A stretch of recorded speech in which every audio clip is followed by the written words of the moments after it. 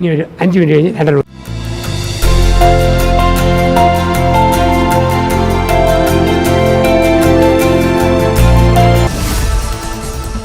ആലപ്പുഴ പുന്നപ്രയിൽ അമ്മയുടെ ആൺ സുഹൃത്തിനെ മകൻ കൊലപ്പെടുത്തി. പുന്നപ്ര സ്വദേശി ദിനേശനാണ് കൊല്ലപ്പെട്ടത്. വീട്ടിൽ വൈദ്യുതാഘാതമേൽക്കാൻ കെണിയൊരുക്കിയായിരുന്നു കൊലപാതകം.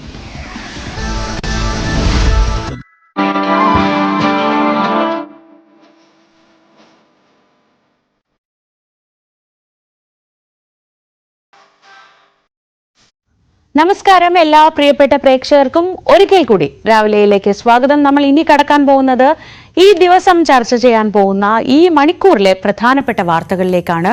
ഈ ദിവസത്തെ എന്നല്ല, കഴിഞ്ഞ കുറച്ച് ദിവസമായി ഏറ്റവും പ്രധാനപ്പെട്ട ഒരു വാർത്ത സംസ്ഥാനമൊട്ടാകെ അനന്തു കൃഷ്ണൻ എന്ന ഒരു 27 വയസ്സുകാരൻ സംസ്ഥാനത്താകെ നടത്തിയ തട്ടിപ്പിനെ കുറിച്ചാണ്. ഒരുപക്ഷെ കേരളം കണ്ടതിൽ വെച്ച് ഏറ്റവും വലിയ സാമ്പത്തിക തട്ടിപ്പുകളിൽ ഒന്നായി മാറുകയാണ് ഈ പാതി വില തട്ടിപ്പ്. പകുതി വിലയ്ക്ക് സ്കൂട്ടറും ലാപ്ടോപ്പും തയ്യൽ മെഷീനും ഒക്കെ കിട്ടുമെന്ന് കരുതി സാധാരണക്കാരായ സ്ത്രീകളാണ് ഈ തട്ടിപ്പിന്റെ ഇരകളായവരിൽ അധികവും. ഇനി കൂടുതൽ അന്വേഷണം നടക്കേണ്ടതുണ്ട്. എങ്ങനെയാണ് ഇത്ര വലിയൊരു തട്ടിപ്പ് ഇയാൾക്ക് ഈ സർക്കാർ ഔദ്യോഗിക സംവിധാനങ്ങളൊന്നും അറിയാതെ നടത്താൻ കഴിഞ്ഞത്, അല്ലെങ്കിൽ ആരൊക്കെ ഇതിന്റെ പങ്കാളികളായിട്ടുണ്ട്, ഇതൊക്കെ അറിയേണ്ടതുണ്ട്. ആ തരത്തിലാണ് അന്വേഷണങ്ങളും വാർത്തകളും ഒക്കെ പോകുന്നത്. നമുക്ക് അത് വിശദമായി പരിശോധിക്കാം. ഈ അനന്തു കൃഷ്ണന്റെ അക്കൗണ്ടിലെ പണമൊക്കെ എവിടെ പോയി, ഇയാളുടെ കൂടെ ഉണ്ടായിരുന്ന സ്ത്രീ ആരാണ്, ഇങ്ങനെ പല പല പല ചോദ്യങ്ങൾ. അതിനൊക്കെ ഉത്തരം തേടാം. നമുക്ക് ആദ്യം തലക്കെട്ടുകൾ നോക്കാം.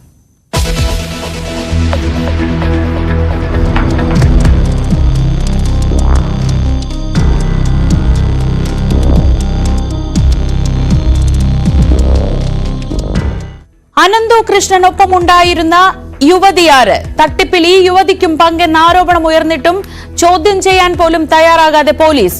അന്വേഷണത്തിൽ പാളിച്ചെന്നും പരാതി. രാഷ്ട്രീയ ഇടപെടൽ മൂലം കേസ് അട്ടിമറിക്കപ്പെടുമെന്ന ആക്ഷേപം.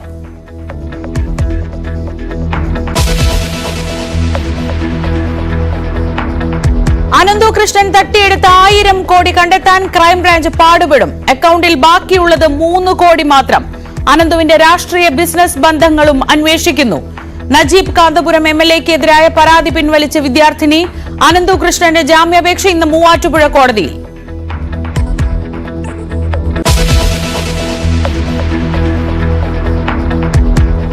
പെരുവന്താനത്ത് കാട്ടാന ചവിട്ടിക്കൊന്ന വീട്ടമ്മയുടെ മൃതദേഹം പോസ്റ്റ്മോർട്ടത്തിനായി മാറ്റി. നാട്ടുകാർ പ്രതിഷേധം അവസാനിപ്പിച്ചത് കളക്ടറുടെ ഉറപ്പിനെ തുടർന്ന്. കുടുംബത്തിന് 10 ലക്ഷം രൂപ ധനസഹായം. മക്കൾക്ക് സർക്കാർ ജോലി നൽകാൻ ശുപാർശ ചെയ്യും.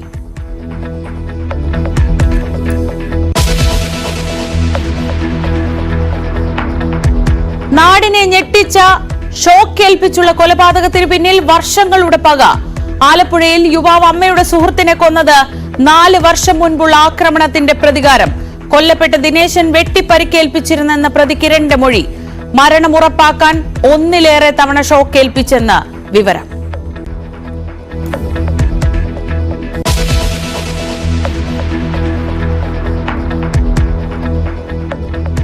നിയമസഭയിൽ പോലീസ് അതിക്രമങ്ങൾ ഉന്നയിക്കാൻ ഇന്ന് പ്രതിപക്ഷം. സഭ നിർത്തിവെച്ച് ചർച്ച ചെയ്യാൻ നോട്ടീസ് നൽകും.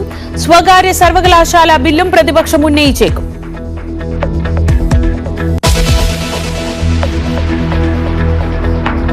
തൃശൂരിലെ വിഭാഗീയതയും വീഴ്ചകളും സംബന്ധിച്ച് CPM സംസ്ഥാന സെക്രട്ടറി MV ഗോവിന്ദൻ. പുഴയ്ക്കലിലും ചാലക്കുടിയിലും കുന്നംകുളത്തും ചേരിപ്പോര് ശക്തം. കരുവന്നൂരിൽ പാർട്ടിക്ക് തെറ്റുപറ്റിയെന്നും കുറ്റസമ്മതം. ഉദ്യോഗസ്ഥരും ഭരണസമിതിയും അറിയാതെ ഇത്ര വലിയ തട്ടിപ്പ് നടക്കില്ലെന്ന് ഗോവിന്ദൻ.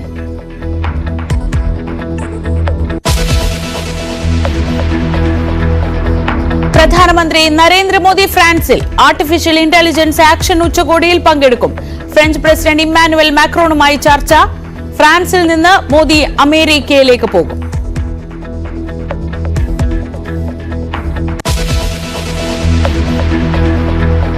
പാതിവില തട്ടിപ്പിന്റെ ചുരുളുകൾ ഒന്നൊന്നായി അഴിഞ്ഞു വരുമ്പോൾ പ്രതി അനന്തു കൃഷ്ണനൊപ്പം ഉണ്ടായിരുന്ന യുവതി ആര് എന്ന ചോദ്യം ശക്തമാവുകയാണ്.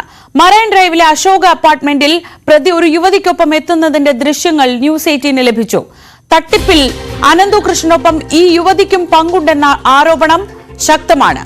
അനന്തു കൃഷ്ണനൊപ്പം അപ്പാർട്ട്മെന്റിൽ ഉണ്ടായിരുന്ന യുവതിയെ പോലീസ് ഇതുവരെ ചോദ്യം ചെയ്തിട്ടില്ല. ഇയാളുടെ കോൺഫിഡൻഷ്യൽ അസിസ്റ്റന്റ് ആണ് യുവതി എന്നാണ് പോലീസ് പറയുന്നത്.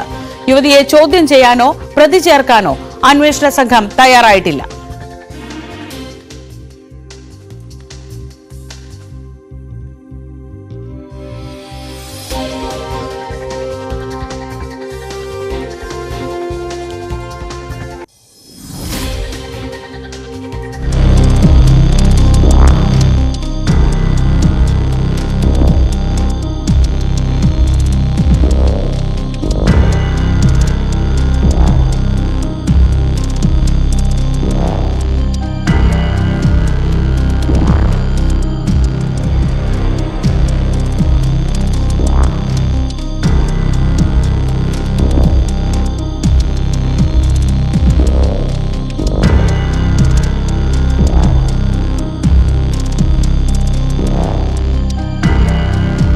പോലീസിന് യുവതിയുടെ ദൃശ്യങ്ങൾ കൈമാറിയിരുന്നുവെന്ന് ഫ്ളാറ്റ് അസോസിയേഷൻ സെക്രട്ടറി ന്യൂസ് 18 പറഞ്ഞു.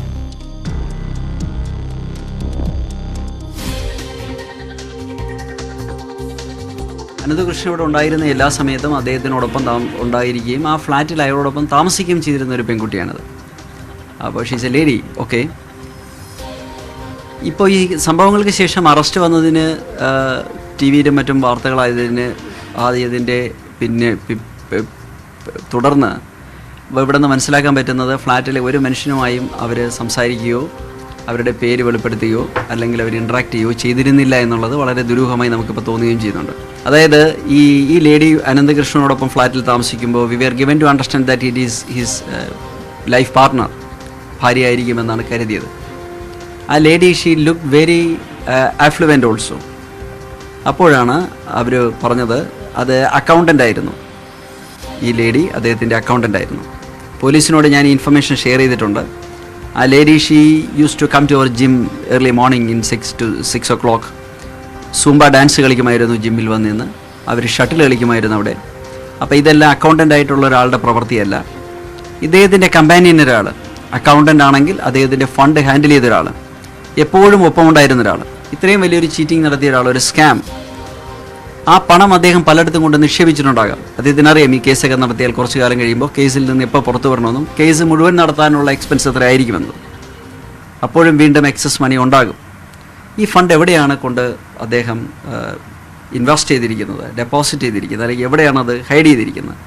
ഇതൊക്കെ അറിയാൻ പറ്റുന്ന ഒരു നല്ല സോഴ്സ് ഈ ലേഡി ആയിരിക്കുമെന്ന് പോലീസിനോട് അന്ന് തന്നെ ഞങ്ങൾ ശ്രദ്ധയിൽപ്പെടുത്തിയതാണ്. പക്ഷേ യാതൊരു അന്വേഷണം നടത്തിയതായിട്ട് കാണുന്നില്ല. അപ്പോൾ അദ്ദേഹം പറഞ്ഞത് investigating officer in the Muvattupuzha case what he told me, അത് ഈ ലേഡി അദ്ദേഹത്തിൻ്റെ കോൺഫിഡൻഷ്യൽ അസിസ്റ്റൻ്റ് ആയിരുന്നു, was not accountant. What difference it makes? Confidential assistant means she knows more about him. എന്തുകൊണ്ട് അവരുടെ അടുത്ത് അന്വേഷിക്കുന്നില്ല?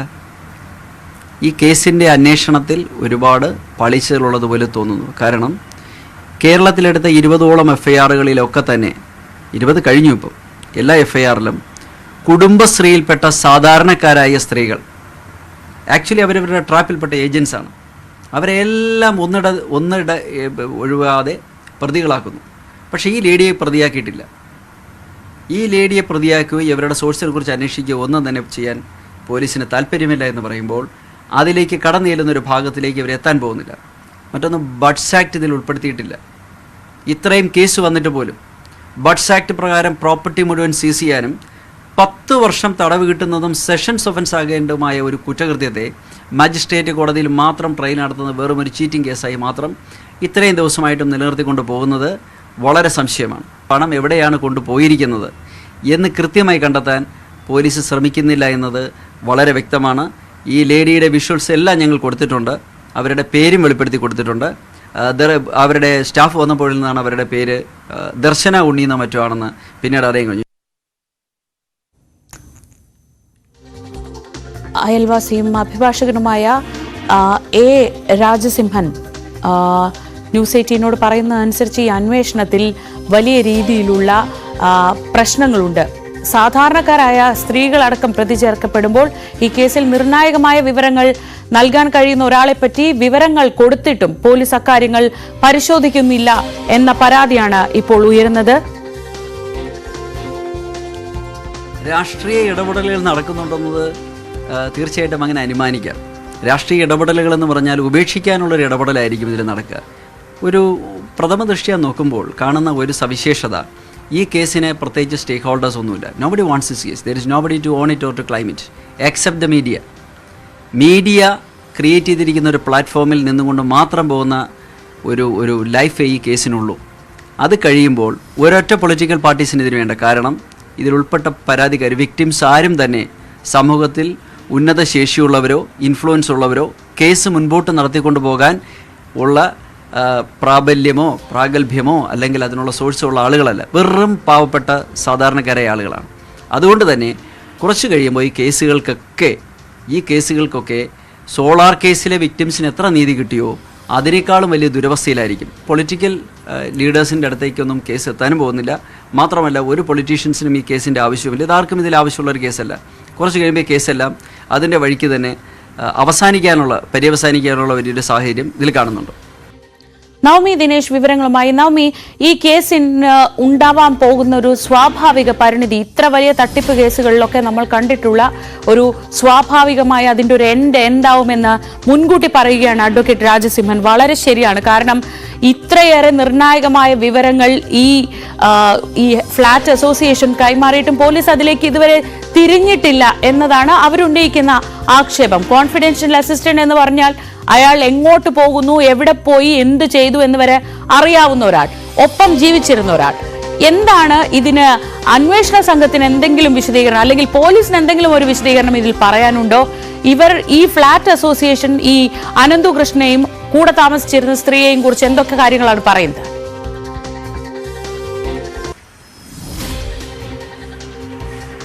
ശ്രീ അനന്തുകൃഷ്ണൻ ചെറിയൊരു മീനല്ല എന്ന് തുടക്കം മുതൽ തന്നെ നമുക്കറിയാം. ഇതിൽ പല രാഷ്ട്രീയ നേതാക്കളുടെ പേരുകൾ പുറത്തു വരുന്നുണ്ടായിരുന്നു തുടക്കത്തിൽ.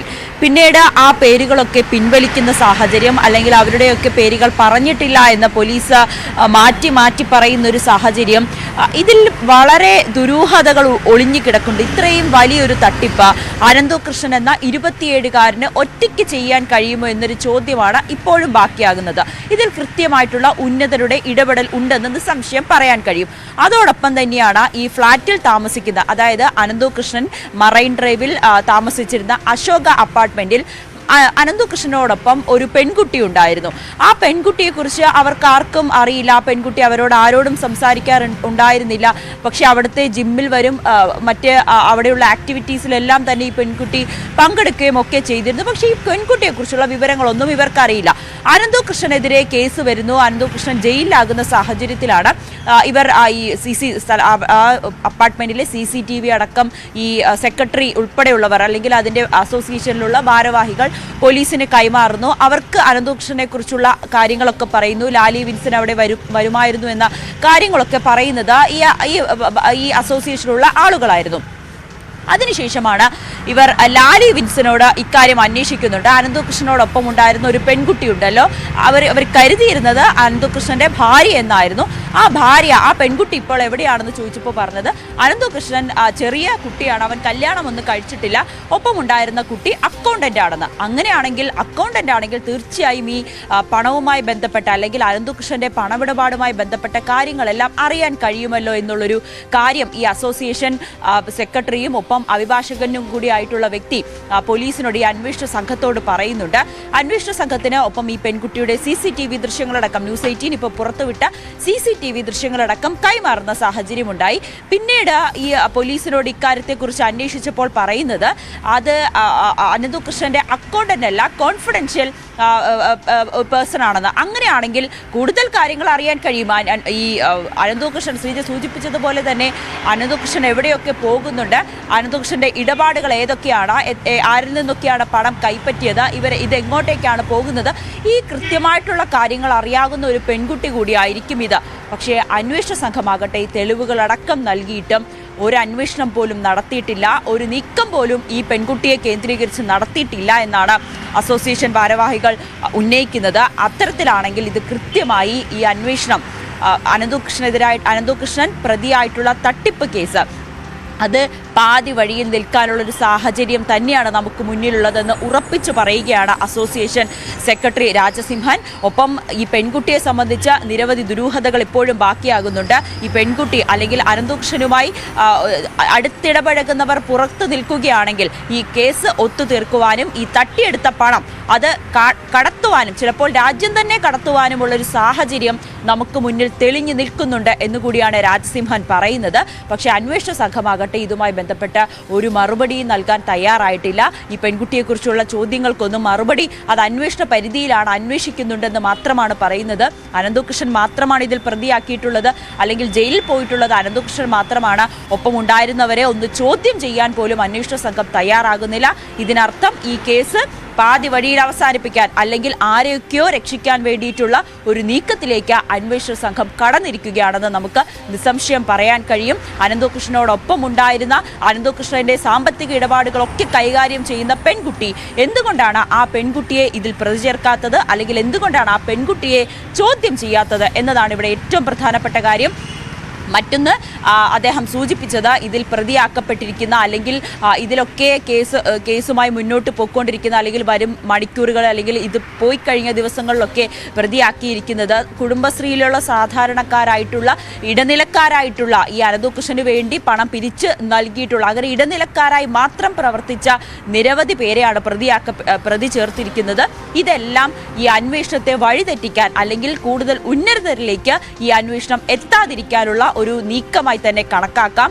ഇത് എങ്ങും എത്താൻ പോകുന്നില്ല. സോളാർ കേസിൽ എന്താണോ സംഭവിച്ചത് അല്ലെങ്കിൽ ഇത്രയും വലിയ സാമ്പത്തിക തട്ടിപ്പ് കേസുകളിൽ എന്താണോ സംഭവിച്ചത് അത് തന്നെയായിരിക്കും ഇവിടെ ആവർത്തിക്കുക. ഇരകൾക്ക് അവർക്ക് നീതി കിട്ടില്ല, അവർക്ക് നഷ്ടമായ പണം അത് തിരികെ കിട്ടുമോ എന്നത് പോലും സംശയമായി തുടരുന്നുണ്ട്.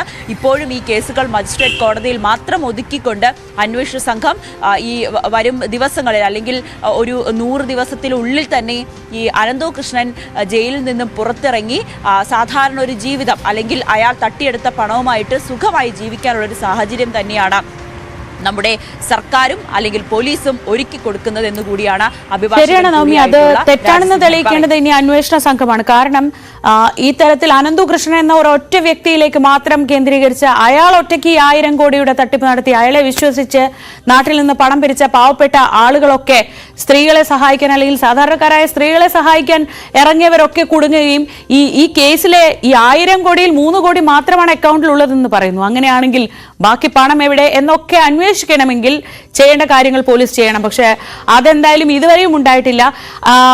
നവമി, ഇതോടൊപ്പം ഇന്ന് മൂവാറ്റുപുഴ സെഷൻസ് കോടതി ജാമ്യാപേക്ഷ പരിഗണിക്കുന്നുണ്ടല്ലോ. ഇന്നലെ അയാൾ പറഞ്ഞത് ജീവന് ഭീഷണി ഉണ്ടെന്നൊക്കെയാണ്. എപ്പോഴായിരിക്കും കോടതിയിൽ ഹാജരാക്കുക? എന്താണ് അതുമായി ബന്ധപ്പെട്ട വിവരങ്ങൾ?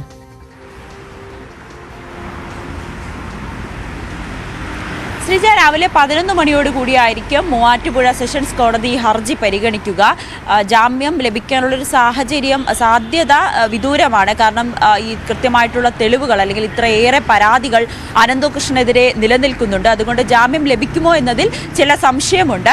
എങ്കിൽ പോലും ഇന്നലെ ആയിരുന്നു റിമാൻഡ് ഈ കസ്റ്റഡി കാലാവധി കഴിഞ്ഞ ശേഷം അനന്തകൃഷ്ണനെ കോടതിയിൽ ഹാജരാക്കിയത്. അതിനുശേഷം അനന്തകൃഷ്ണൻ മാധ്യമങ്ങളോടായി പറഞ്ഞത് തനിക്ക് ഭീഷണിയുണ്ട്, ചില രാഷ്ട്രീയ നേതാക്കൾക്ക് ഇതിൽ ഉൾപ്പെടുന്നുണ്ട്, അവരുടെ പേരൊക്കെ പുറത്തു പറഞ്ഞാൽ തന്റെ ജീവന് ഭീഷണി ഉണ്ടാകുമെന്നൊക്കെ അനന്തകൃഷ്ണൻ പറയുന്നുണ്ട്. അതിൽ കൃത്യമായിട്ടുള്ളൊരു സുരക്ഷ അനന്തകൃഷ്ണന് വേണമെന്നൊക്കെയാണ് പറയുന്നത്. പക്ഷേ ഇതിൽ എന്താണ് സത്യാവസ്ഥ അല്ലെങ്കിൽ എന്തുകൊണ്ടാണ് ഈ ഉന്നതരുടെ പേര് പറയാൻ പേടിക്കുന്നത്? ഈ ഭീഷണി കൊണ്ട് തന്നെയാണോ? ആരൊക്കെയാണ് ഇതിൽ ഉൾപ്പെട്ടിരിക്കുന്ന ഉന്നത രാഷ്ട്രീയ നേതാക്കൾ? അങ്ങനെ നിരവധി ചോദ്യങ്ങളാണ് ബാക്കിയാകുന്നത്. അതിനിടയിലാണ് ഇന്ന് 11 മണിയോടുകൂടി അനന്തകൃഷ്ണന്റെ ജാമ്യാപേക്ഷയും പരിഗണിക്കുക. എന്തായാലും നമുക്ക് ഇനി വളരെ കുറച്ച് മണിക്കൂറുകൾ മാത്രമേ ഉള്ളൂ കാത്തിരിക്കണം. ഇനി എന്താണ് അന്വേഷണ സംഘത്തിന്റെ തുടർനീക്കമെന്ന് നോക്കേണ്ടതുണ്ട്. ഒപ്പം ഈ കേസ് ക്രൈംബ്രാഞ്ചിന് കൈമാറാനുള്ള ഒരു സാധ്യത ഉള്ളതിനാൽ ഇനി എങ്ങനെയായിരിക്കും ഇതിന്റെ അന്വേഷണം? കൂടുതൽ പ്രതികൾ ഇതിൽ ഉണ്ടാകുമോ? അതോ അന്വേഷണം നേരത്തെ സൂചിപ്പിച്ചതുപോലെ തന്നെ പാതി വഴിയിൽ അവസാനിക്കുമോ? ഇതെല്ലാം നമുക്ക് കാത്തിരുന്ന് കാണേണ്ടി വരും. ശ്രീജ. ശരി. നവമി ദിനേശാണ് കൊച്ചിയിൽ നിന്ന് വിശദമായ വിവരങ്ങൾ നൽകിയത്. ഈ കേസിലെ ഏറ്റവും പ്രധാനപ്പെട്ട ഒരു വിവരമാണ് ഈ അനന്തകൃഷ്ണനൊപ്പം കൊച്ചിയിലെ ഫ്ളാറ്റിൽ താമസിച്ചിരുന്ന യുവതി ആര്, അവർക്ക് ഈ തട്ടിപ്പിൽ പങ്കുണ്ടോ? ഈ തട്ടിപ്പിനെ കുറിച്ച് കൂടുതൽ വിവരങ്ങൾ അറിയണമെങ്കിൽ അവരെ ചോദ്യം ചെയ്യേണ്ടതല്ലേ?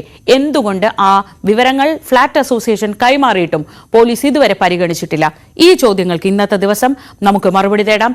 ഇനി പാതിവില തട്ടിപ്പിലൂടെ അനന്തകൃഷ്ണനും സംഘവും പിരിച്ച 1000 കോടി എവിടെ പോയി എന്ന് കണ്ടുപിടിക്കലാവും ക്രൈംബ്രാഞ്ച് അന്വേഷണ സംഘത്തിന് മുന്നിലുള്ള ആദ്യത്തെ ദൗത്യം. ഈ പിരിച്ച തുകയിൽ അനന്തകൃഷ്ണന്റെ അക്കൗണ്ടിൽ ഇപ്പോൾ ആകെ ബാക്കിയുള്ളത് 3 കോടി രൂപ മാത്രമാണ്. 1000 കോടി തട്ടിയെടുത്ത സംഘത്തിന് പിന്നിൽ ഉന്നത ബിസിനസ് രാഷ്ട്രീയ ബന്ധമുണ്ടോ എന്ന് കണ്ടുപിടിക്കലും പുതിയ സംഘത്തിന്റെ ദൗത്യമാവും. അതിന് താല്പര്യമുണ്ടെങ്കിൽ മാത്രം. സംസ്ഥാനത്താകെ നടത്തിയ തട്ടിപ്പിലൂടെ 1000 കോടി രൂപ അനന്തകൃഷ്ണൻ പിരിച്ചെടുത്തെന്നാണ് പോലീസിന്റെ വിലയിരുത്തൽ. ഇതുവരെ വിവിധ പോലീസ് സ്റ്റേഷനുകളിലായി രജിസ്റ്റർ ചെയ്ത പരാതികൾ പ്രത്യേക അന്വേഷണ സംഘം ക്രോഡീകരിക്കും. ഇതോടെ തട്ടിപ്പ് തുക ഇതിലും ഉയർന്നേക്കാം. ഇത്ര വലിയ തുക കയ്യിലെത്തിയിട്ടും അനന്തകൃഷ്ണന്റെ അക്കൗണ്ടിൽ അവശേഷിക്കുന്നത് 3 കോടി മാത്രം. ബാക്കി തുക എവിടെ പോയി? മറ്റേതെങ്കിലും രഹസ്യ അക്കൗണ്ടുകളിലേക്ക് പണം മാറ്റിയോ? ഇതുവരെ ചിത്രത്തിലില്ലാത്ത മറ്റാരെങ്കിലും തട്ടിപ്പിന് പിന്നിലുണ്ടോ? എച്ച് വെങ്കടേഷിന്റെ നേതൃത്വത്തിലുള്ള അന്വേഷണ സംഘം ആദ്യം കണ്ടെത്തേണ്ടത് ഇതാണ്. മറ്റൊന്ന് ആനന്ദകുമാറിന്റെ തട്ടിപ്പിലെ പങ്കാണ്. ആനന്ദകുമാറാണ് പദ്ധതി പൊളിച്ചതെന്നാണ് അനന്തു പോലീസിന് നൽകിയ മൊഴി.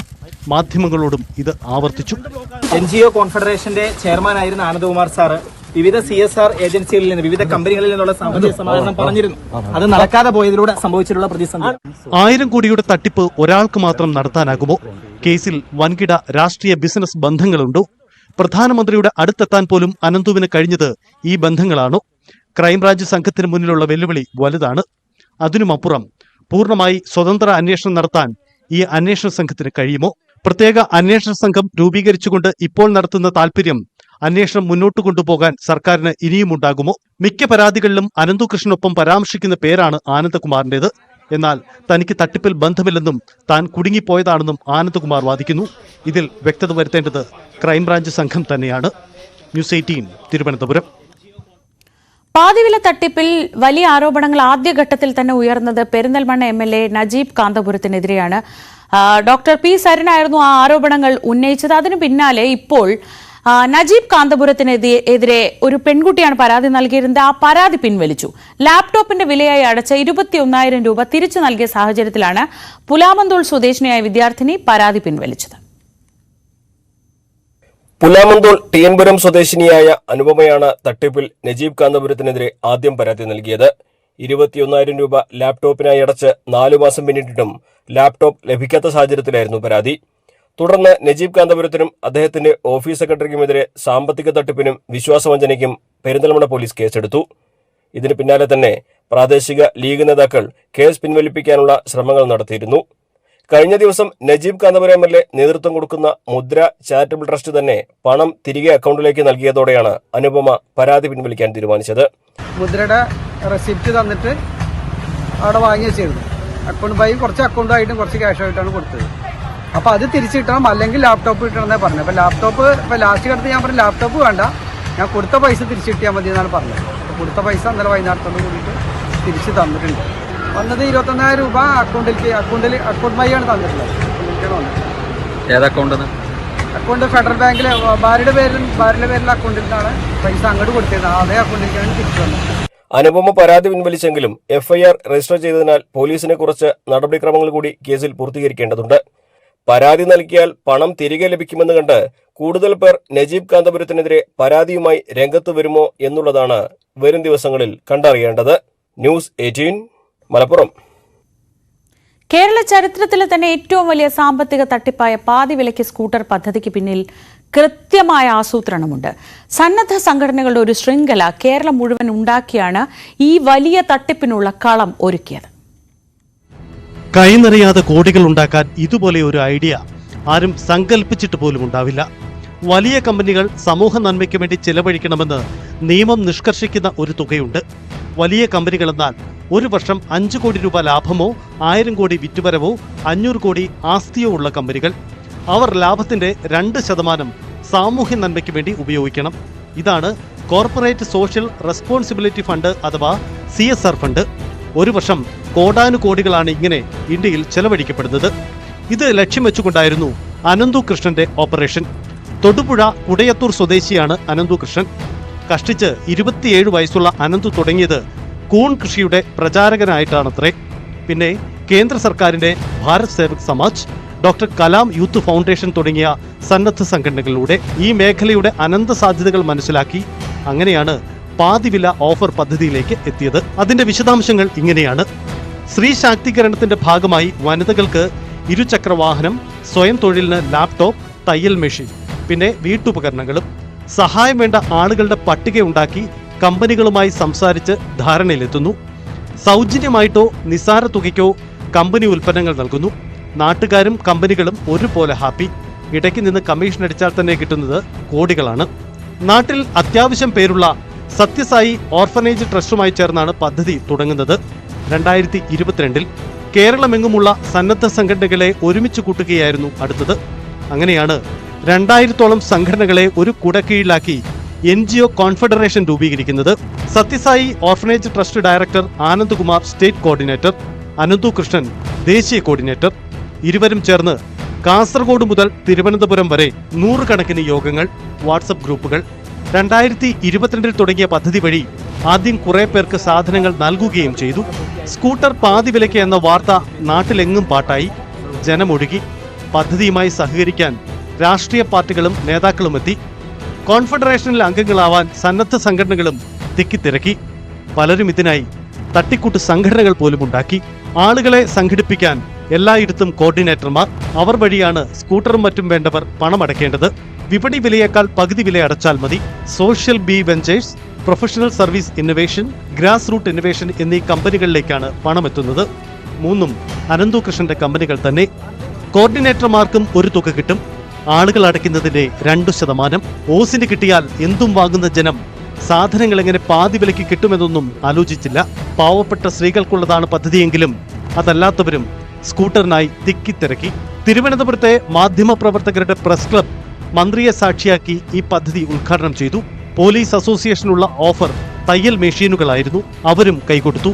കോൺഫെഡറേഷന്റെ അഡ്വൈസറി ചെയർമാൻ സ്ഥാനത്തേക്ക് വന്നത് കേരള ഹൈക്കോടതിയുടെ മുൻ ജഡ്ജി CN രാമചന്ദ്രൻ നായർ. ഇതെല്ലാം കൂടുതൽ ആളുകളെ വിശ്വസിപ്പിച്ച് പദ്ധതിയിൽ ചേർക്കാൻ അനന്തകൃഷ്ണനും സംഘവും വിദഗ്ധമായി ഉപയോഗിച്ചു.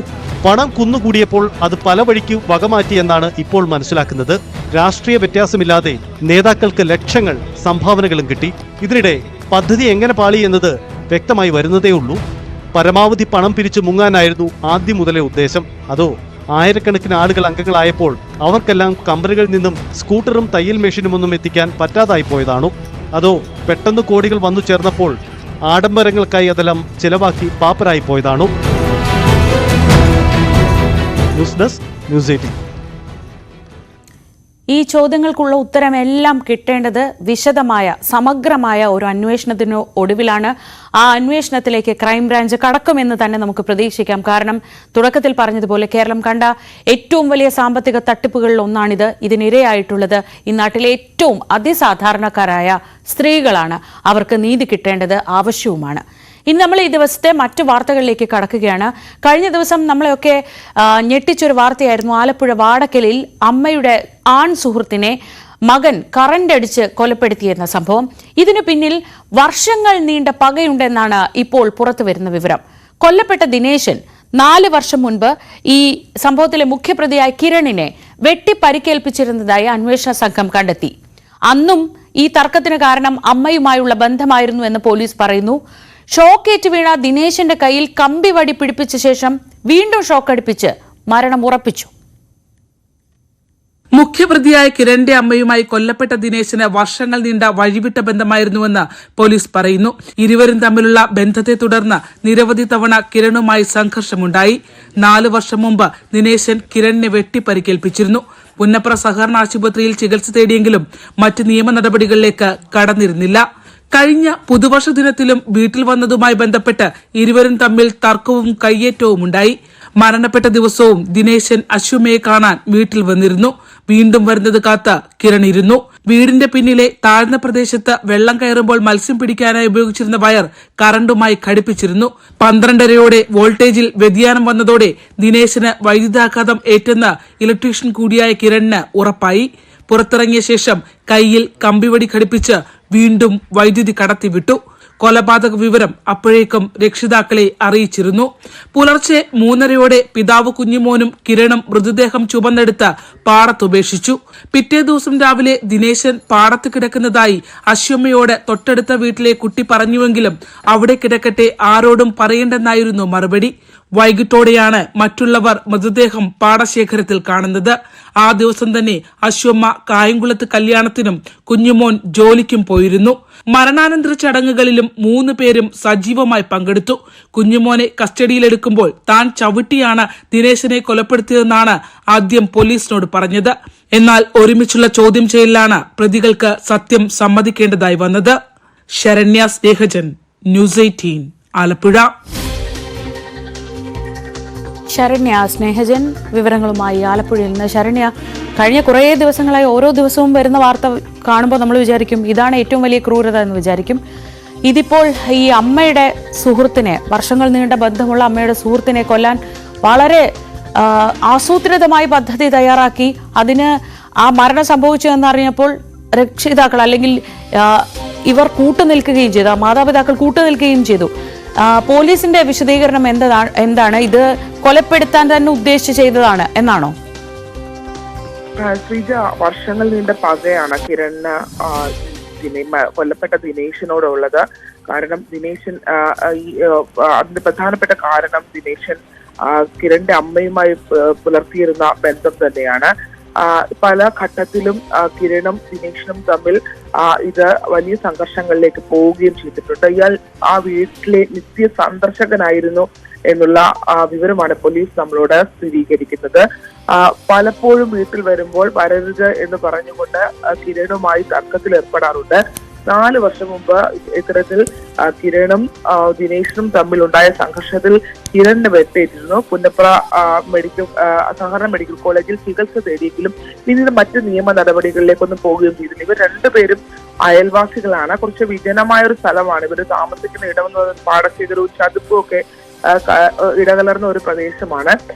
ഈ കഴിഞ്ഞ ദിവസം കഴിഞ്ഞ ന്യൂ ഇയറിനും ഇത്തരത്തിൽ കിരണിനെ മർദ്ദിക്കുന്ന ഒരു സാഹചര്യം ദിനേശന്റെ ഭാഗത്തു നിന്ന് ഉണ്ടായിരുന്നു. ഈ മരണം നടക്കുന്ന വെള്ളിയാഴ്ചയും ദിനേശൻ ആ വീട്ടിലെത്തിയിരുന്നു എന്നുള്ളതാണ് പോലീസ് പറയുന്നത്. തുടർന്ന് കിരണുമായി തർക്കമുണ്ടാകുന്നു. വീണ്ടും ഇയാൾ വരും എന്നുള്ള ഒരു കരുതൽ തന്നെയാണ് കിരൺ അത്തരത്തിൽ മത്സ്യം പിടിക്കുന്നത്. അതായത് പുറകുവശം വീടിന്റെ പുറകുവശം ഒരു ചതുപ്പ് പോലത്തെ സ്ഥലമാണ്. അവിടെ വെള്ളം കയറുമ്പോൾ മത്സ്യം പിടിക്കുന്നത് കറണ്ടിട്ടാണ് ഇവര് മത്സ്യം പിടിച്ചുകൊണ്ടിരുന്നത്. അത്തരത്തിൽ അതിനു വേണ്ടി ഉണ്ടായിരുന്ന ആ ഒരു കണക്ഷൻ അത് അവിടെ ഓൺ ചെയ്ത് തന്നെ ഇട്ട് ഈ കിരൺ ദിനേശൻ വരുന്നത് കാത്ത് ഇരിക്കുകയായിരുന്നു. ഈ കിരൺ ഇലക്ട്രിക്കൽ വർക്കുകൾ ചെയ്യുന്ന ആളാണ്. അപ്പൊ അവിടെ ഉണ്ടായിരുന്ന വോൾട്ടേജിൽ ഒരു 12 മണിയോടെ വേരിയേഷൻ ഉണ്ടായപ്പോൾ തന്നെ കിരണിന് മനസ്സിലായി ഇത് കറണ്ട് അടിച്ചിട്ടുണ്ട് എന്നുള്ള കാര്യം മനസ്സിലായി. തുടർന്ന് സ്വിച്ച് ഓഫ് ചെയ്ത് പുറത്തേക്ക് ഇറങ്ങി ചെന്ന് മരണം ഇയാൾ ആ സമയത്ത് തന്നെ മരണപ്പെട്ടിട്ടുണ്ടാകും എന്നുള്ളതാണ് പോലീസിന്റെ ഒരു കണക്കൂട്ടൽ. എങ്കിലും വീണ്ടും കയ്യിൽ ഒരു ഇരുമ്പ് 2 കയ്യിൽ വെച്ചു കൊടുത്തിട്ട് വീണ്ടും അതിൽ കൂടി വൈദ്യുതി പാസ് ചെയ്ത് വീണ്ടും ഷോക്ക് അടിപ്പിച്ചു. അങ്ങനെ പൂർണ്ണമായ പക തീർത്ത് ആ മരണം ഉറപ്പാക്കിയ ശേഷമാണ് ഈ കാര്യങ്ങൾ ആ സമയത്ത്, അതായത് ഇയാൾക്ക് വൈദ്യുതാഘാതം ഏൽപ്പിച്ചു എന്നുള്ള കാര്യം വീട്ടുകാരോട് കിരൺ പറഞ്ഞിരുന്നു. ഈ അശ്വമയോടും പറഞ്ഞിരുന്നു. ഒപ്പം തന്നെ അച്ഛൻ കുഞ്ഞുമോനോടും ഇവർ വ്യക്തമാക്കുകയും കിരൺ ഇത് അറിയിക്കുകയും ചെയ്തിരുന്നു. പിന്നീട് ഇവർ 3 പേരും ആ സമയം ഈ 12 മണിക്ക് ശേഷം ഈ 3 പേരും ഈ കാര്യങ്ങളെല്ലാം അറിഞ്ഞിരുന്നു എന്നുള്ളതാണ്. പുലർച്ചെ 3:30 ആ പാടശേഖരത്ത്, അതിന് വീടിനോട് തൊട്ടടുത്ത് തന്നെയുള്ള ഒരു പാടശേഖരത്ത് കൊണ്ടുപോയി ഈ മൃതദേഹം ചുമന്ന് കിരണും കുഞ്ഞുമോനും, അതായത് കിരണിന്റെ അച്ഛനും ചേർന്നാണ് മൃതദേഹം പാടത്തിടുന്നത്. പിറ്റേ ദിവസം രാവിലെ ഒരു കുട്ടി അശ്വമയോട് അതായത് തൊട്ടടുത്തുള്ള കുട്ടിയാണ്, ആ കുട്ടി അശ്വമയോട് ഇത് പറയുകയും ചെയ്തിട്ടുണ്ട്. അതായത് ഈ ദിനേശൻ അവിടെ പാടശേഖരത്ത് ഇറങ്ങിയാൽ മദ്യപിക്കുന്ന ഒരാൾ കൂടിയാണ്. അപ്പോൾ അതുകൊണ്ട് തന്നെ ഇത് പറഞ്ഞപ്പോഴത്തേക്കും അശ്വമ പറഞ്ഞു, കണ്ടെങ്കിൽ നീ ആരോടും പറയണ്ട, പൊയ്ക്കോളൂ എന്ന് മാത്രമാണ് ആ കുട്ടിയോട് പറയുകയും ചെയ്തിട്ടുള്ള. ഇവര് ആ ദിവസം തന്നെ ഇവര് കല്യാണത്തിന് കായംകുളത്തേക്ക് അശ്വമ പോകുന്നു. കിരൺ ആ നാട്ടിൽ തന്നെയുണ്ട്. ഒപ്പം കുഞ്ഞുമോൻ ജോലിക്കും പോവുകയും ചെയ്യുന്നുണ്ട്. വൈകിട്ടോടെ, അതായത് മൃതദേഹം രാത്രി 12:30 കൊല്ലപ്പെട്ടയാൾ വൈകിട്ടോടെയാണ് ഇയാളുടെ മൃതദേഹം ബാക്കിയുള്ള ആളുകൾ കാണുന്നത്. കാരണം മദ്യപിക്കാറുള്ള ആളാണ്, മരം വെട്ട് തൊഴിലാളിയാണ്. അപ്പൊ ഈ മദ്യപിച്ച് മിക്കവാറും കാണാറുള്ളത് കൊണ്ട് തന്നെ ആരും അത് ശ്രദ്ധിച്ചില്ല എന്നുള്ളതാണ്. വൈകിട്ടോടുകൂടി ആണ് ഇയാൾ മരണപ്പെട്ടു എന്നുള്ള വിവരം നാട്ടിലാകെ പരത്തുകയും പിന്നീട് അത് പോസ്റ്റ്മോർട്ടത്തിലേക്ക് പോവുകയും ചെയ്തിട്ടുള്ളത്. ആലപ്പുഴ മെഡിക്കൽ കോളേജിലെ ഫോറൻസിക് വിഭാഗം ഡോക്ടർ ഹരീഷാണ് ഇതൊരു കൊലപാതകത്തിലേക്കുള്ള സാധ്യതയാണ് എന്നുള്ള വിവരം പോലീസിന് കൈമാറുകയും വൈദ്യുതാഘാതം ഏൽപ്പിക്കുകയും ചെയ്തു. പിന്നെ ഇവരെ സംബന്ധിച്ചിടത്തോളം ഇവർക്ക് പറ്റിയ ഒരു പാഴ്ച എന്ന് പറയുന്നത് പാടശേഖരത്തിട്ട മൃതദേഹത്തിന്റെ തൊട്ടടുത്ത് ഇത്തരത്തിലൊരു വൈദ്യുതാഘാതം ഏൽക്കാനുള്ള ഒരു സാഹചര്യവും ഉണ്ടായിരുന്നില്ല എന്നുള്ളതാണ്. അതുകൊണ്ട് തന്നെ ആദ്യഘട്ടം മുതൽ പുന്നപ്ര പോലീസ് ഈ കേസിനെ സംശയാസ്പദമായി തന്നെയാണ് കണ്ടത്. ഇത് മറ്റു ചടങ്ങുകളൊക്കെ തന്നെ അവർ നിരീക്ഷിച്ചു വരികയുമായിരുന്നു. ഈ മരണ ചടങ്ങുകളിലെല്ലാം തന്നെ വളരെ സജീവമായി ഇവർ 3 പേരും പങ്കെടുത്തു എന്നുള്ളതാണ്. അതിനുശേഷം പിന്നീട് ഈ കുഞ്ഞുമോനെ പിടിക്കുമ്പോൾ കുഞ്ഞുമോൻ പറയുന്നത് താൻ ചവിട്ടി താനാണ് കൊലപ്പെടുത്തിയതെന്നാണ് പറയുന്നത്. എന്തായാലും മകനെ രക്ഷിക്കാനായിരിക്കണം അച്ഛനും അമ്മയും ശ്രമിച്ചത്. അതിന്റെ ഭാഗമായാണ് തന്നെ കാണാൻ വീട്ടിലെത്തിയ ആളെ കൊലപാതകം നടത്തിയിട്ടും ഈ കേസിൽ ഈ അശ്വമ്മ എന്ന് പറയുന്ന സ്ത്രീയുടെ ഭാഗത്തു നിന്ന് യാതൊരു കുറ്റസമ്മതവും ഉണ്ടാകാതെ വന്നത്. എന്തായാലും വർഷങ്ങൾ നീണ്ട പകയുടെ ഭാഗമായിട്ടാണ് വളരെ വളരെ ആസൂത്രിതമായി ഇങ്ങനൊരു കൊലപാതകം നടത്തിയത്. പക്ഷേ ഏതൊരു കുറ്റകൃത്യത്തിലും ഉണ്ടാകുന്ന പഴുത് തന്നെയാണ് ഈ കേസിന്റെ അന്വേഷണത്തിലും ഇപ്പോൾ പോലീസിനെ നിർണായകമായ ഈ വിവരങ്ങളിലേക്ക് എത്തിച്ചത്. നമ്മൾ മറ്റു വാർത്തകളിലേക്ക് പോവുകയാണ്. സംസ്ഥാനത്ത് സ്വകാര്യ സർവകലാശാലകൾക്ക് അനുമതി നൽകുന്നതിനുള്ള കരട് ബില്ലിന് മന്ത്രിസഭയുടെ അംഗീകാരം. പിന്നാക്ക സംവരണം ഉൾപ്പെടെ കേരളീയരായ വിദ്യാർത്ഥികൾക്ക് 40% സംവരണം ഉണ്ടാകും. ഉന്നത വിദ്യാഭ്യാസ മന്ത്രി സർവകലാശാലകളുടെ വിസിറ്റർ ആയിരിക്കുമെന്ന വ്യവസ്ഥ CPI മന്ത്രിമാരുടെ എതിർപ്പിനെ തുടർന്ന് ഒഴിവാക്കി. സർക്കാർ തീരുമാനത്തിനെതിരെ CPI വിദ്യാർത്ഥി സംഘടനയായ AISF രംഗത്തെത്തി. ഉന്നത വിദ്യാഭ്യാസ രംഗത്ത് CPM-ന്റെ നയവ്യതിയാനത്തിന്റെ ഒടുവിലത്തെ ഉദാഹരണമായി സംസ്ഥാനത്ത് സ്വകാര്യ സർവകലാശാലകളും വരുന്നു. എറണാകുളത്ത് ചേർന്ന സംസ്ഥാന സമ്മേളനമാണ് സ്വകാര്യ സർവകലാശാല തുടങ്ങാനുള്ള രാഷ്ട്രീയ അനുമതി സർക്കാരിന് നൽകിയത്. മന്ത്രിസഭായോഗം ഭരണപരമായ അനുമതിയും നൽകി. ഈ സഭാ സമ്മേളനത്തിൽ തന്നെ ബില്ല് അവതരിപ്പിച്ച് നിയമമാക്കുന്നതോടെ സ്വകാര്യ സർവകലാശാലകൾ യാഥാർത്ഥ്യമാകും. സംവരണം ഉൾപ്പെടെയുള്ള വിഷയങ്ങളിൽ CPI മന്ത്രിമാർ മന്ത്രിസഭായോഗത്തിൽ എതിർപ്പറിയിച്ചിരുന്നു. അവരുടെ നിർദ്ദേശങ്ങൾ കൂടി പരിഗണിച്ചാണ് ബില്ലിന്റെ കരടിൽ ഭേദഗതി വരുത്തിയത്. ഉന്നത വിദ്യാഭ്യാസ മന്ത്രിയെ സർവകലാശാലകളിലെ വിസിറ്ററാക്കാനുള്ള നിർദ്ദേശം CPI പ്രത്യേക മന്ത്രിസഭായോഗത്തിലും എതിർത്തു. തുടർന്ന് മുഖ്യമന്ത്രിയാണ് വിസിറ്റർ എന്ന വ്യവസ്ഥ ഒഴിവാക്കാൻ നിർദ്ദേശിച്ചത്. സർവകലാശാലകളിൽ അഡ്മിഷന് കേരളത്തിലെ വിദ്യാർത്ഥികൾക്ക് 40% സംവരണമുണ്ടാകും. പട്ടികജാതി, പട്ടികവർഗം, OBC, സാമ്പത്തികമായി പിന്നോക്കം നിൽക്കുന്നവർ എന്നിവർക്കുള്ള സംവരണം ഈ 40-ൽ ഉൾപ്പെടുത്തും. സർവകലാശാലകളിലെ ഫീസിന് സർക്കാർ നിയന്ത്രണം ഉണ്ടാകില്ല. സർക്കാരിൽ നിന്ന് ഒരു തരത്തിലുള്ള സാമ്പത്തിക സഹായവും സർവകലാശാലകൾക്ക് ലഭിക്കുകയുമില്ല. ഒരു സർവകലാശാലയിൽ തന്നെ മെഡിക്കൽ, എഞ്ചിനീയറിംഗ് തുടങ്ങി വിവിധങ്ങളായ കോഴ്സുകൾ പഠിക്കാനാകും. അതുപോലെ ഒരു സർവകലാശാലയുടെ പല ക്യാമ്പസുകൾ സംസ്ഥാനത്ത് പ്രവർത്തിപ്പിക്കാനും കഴിയും. സർവകലാശാലയുടെ പ്രധാന കേന്ദ്രത്തിന് 10 ഏക്കർ ഭൂമിയും അവിടെ ഒരു ക്യാമ്പസും ഉണ്ടാകണമെന്ന് നിർബന്ധമാണ്. സർവകലാശാല തുടങ്ങുന്നവർ എൻഡോവ്മെന്റ് ഫണ്ട് എന്ന പേരിൽ 25 കോടി രൂപ ട്രഷറിയിൽ കെട്ടിവെക്കണം. സർക്കാർ നിയോഗിക്കുന്ന 5-അംഗ വിദഗ്ധ സമിതിയാകും സർവകലാശാലയുടെ സ്പോൺസറിംഗ് ബോഡിക്ക് സർവകലാശാല ആരംഭിക്കാനുള്ള അനുമതി നൽകേണ്ടത്. വിശദമായ പദ്ധതി രേഖ പരിശോധിച്ച ശേഷം അപേക്ഷ തള്ളാനും കൊള്ളാനും വിദഗ്ധ സമിതിക്ക് അധികാരമുണ്ടാകും. സർവകലാശാലകളുടെ അക്കാദമികവും ഭരണപരവുമായ രേഖകൾ വിളിച്ചുവരുത്താനും സർക്കാരിന് പ്രത്യേക അധികാരം ബിൽ വ്യവസ്ഥ ചെയ്യുന്നു. രാജ്യത്തെ മറ്റ് സ്വകാര്യ സർവകലാശാലകളിൽ നിന്നും വ്യത്യസ്തമായി കേരളത്തിലെ സ്വകാര്യ സർവകലാശാലകളിൽ വിദ്യാർത്ഥി യൂണിയനുകളും വിദ്യാർത്ഥി കൗൺസിലുകളും ഉണ്ടാകും. വിദ്യാർത്ഥികളുടെ അവകാശങ്ങൾ എന്ന പേരിൽ ഒരു ചാപ്റ്റർ തന്നെ ബില്ലിൽ ഉൾപ്പെടുത്തിയിട്ടുണ്ട്. വിദ്യാർത്ഥി കൗൺസിലിന്റെ ചെയർമാൻ പ്രോ വൈസ് ചാൻസലർ ആയിരിക്കും. 10 വിദ്യാർത്ഥി പ്രതിനിധികളെ കൗൺസിലിലേക്ക് തിരഞ്ഞെടുക്കും. വിദ്യാർത്ഥികളുടെ അവകാശങ്ങൾ സംരക്ഷിക്കുമെന്ന് ഉറപ്പു നൽകാനാണ് ഇത്തരം വ്യവസ്ഥകൾ ഉൾപ്പെടുത്തിയതെങ്കിലും ISF, KSU എന്നീ സംഘടനകൾ ഇതിനകം പ്രതിഷേധവുമായി രംഗത്തെത്തിയിട്ടുണ്ട്. SFI ഇക്കാര്യത്തിൽ നിലപാട് പറഞ്ഞിട്ടില്ല. VV Arun, news 18, Thiruvananthapuram. കേരളത്തിൽ സ്വകാര്യ സർവകലാശാലകൾ അനുവദിക്കുമ്പോൾ നയപരമായ ഇടതുമുന്നണി ഉത്തരം പറയേണ്ട നിരവധി ചോദ്യങ്ങളുണ്ട്. മലയാളി വിദ്യാർത്ഥികൾക്ക് 40% സംവരണവും നിലവിലെ സാമൂഹ്യ സംവരണവും നിലനിർത്തുമെന്ന വ്യവസ്ഥ കൊണ്ട് മാത്രം ഇതിനെ ന്യായീകരിക്കാനാവുമോ എന്നതാണ് പ്രധാന ചോദ്യം.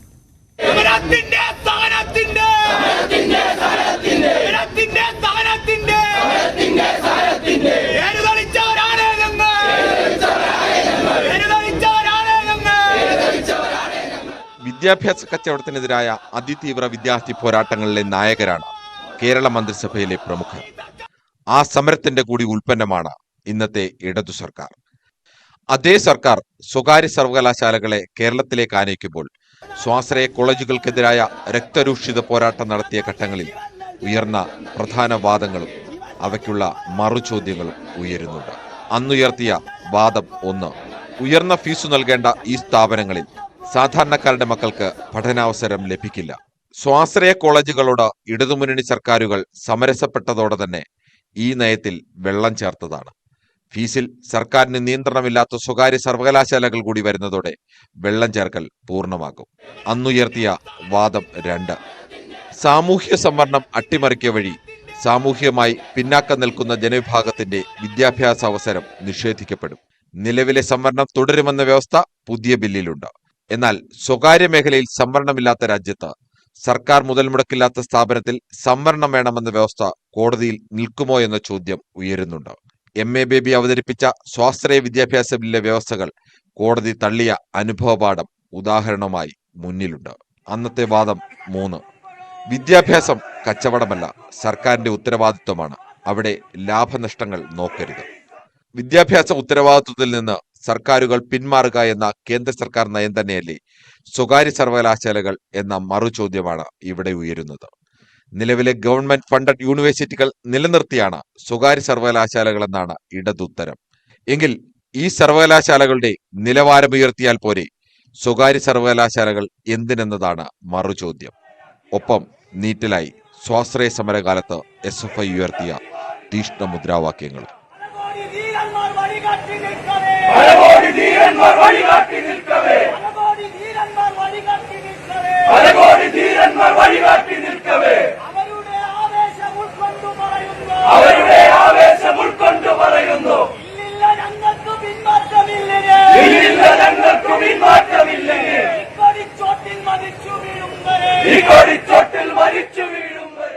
News desk, news 18. വിവരങ്ങളുമായി ഡാൻ കുര്യൻ തിരുവനന്തപുരത്ത് നിന്ന്. ഡാൻ, പ്രത്യയശാസ്ത്രപരമായ വലിയ ബാധ്യതയൊന്നും ഇപ്പോഴത്തെ LDF സർക്കാർ പേറുന്നില്ല.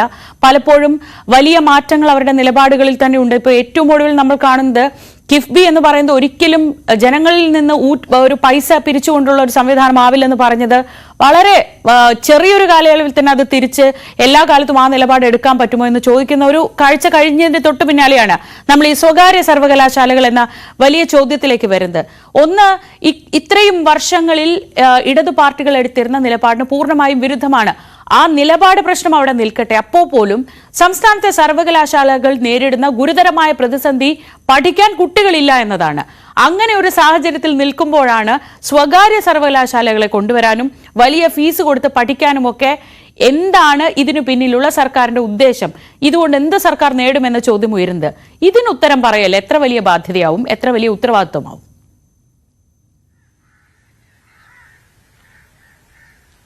ശ്രീജ, സ്വകാര്യ സർവകലാശാലകൾ എന്തുകൊണ്ട് കൂടുതൽ താല്പര്യത്തോടെ സ്വകാര്യ സർവകലാശാലകൾ തുടങ്ങുന്നതിന് വേണ്ടിയുള്ള ഒരു ഇനീഷ്യേറ്റീവ് സർക്കാരിന്റെ ഭാഗത്തു നിന്ന് ഉണ്ടാകുന്നു എന്നൊരു ചോദ്യമുണ്ട്. അവിടെ പ്രധാനമായി നമ്മുടെ നാട്ടിൽ നിന്ന് ഉന്നത വിദ്യാഭ്യാസം ലക്ഷ്യമാക്കി വിദേശ രാജ്യങ്ങളിലേക്ക് പഠനത്തിന് വേണ്ടി പോകുന്ന വിദ്യാർത്ഥികളുടെ എണ്ണം ഓരോ വർഷവും കൂടിക്കൊണ്ടിരിക്കുകയാണ്. പക്ഷേ അവിടുത്തെ ജീവിത സാഹചര്യങ്ങൾ നമുക്കറിയാം. ഒരുപാട് പണം വായ്പയെടുത്ത് ഉന്നത വിദ്യാഭ്യാസം ലക്ഷ്യമാക്കി വിദേശത്തേക്ക് പോകുന്നവരുടെ എണ്ണം ഇങ്ങനെ ഓരോ വർഷവും ഏറിക്കൊണ്ടിരിക്കുകയാണ്.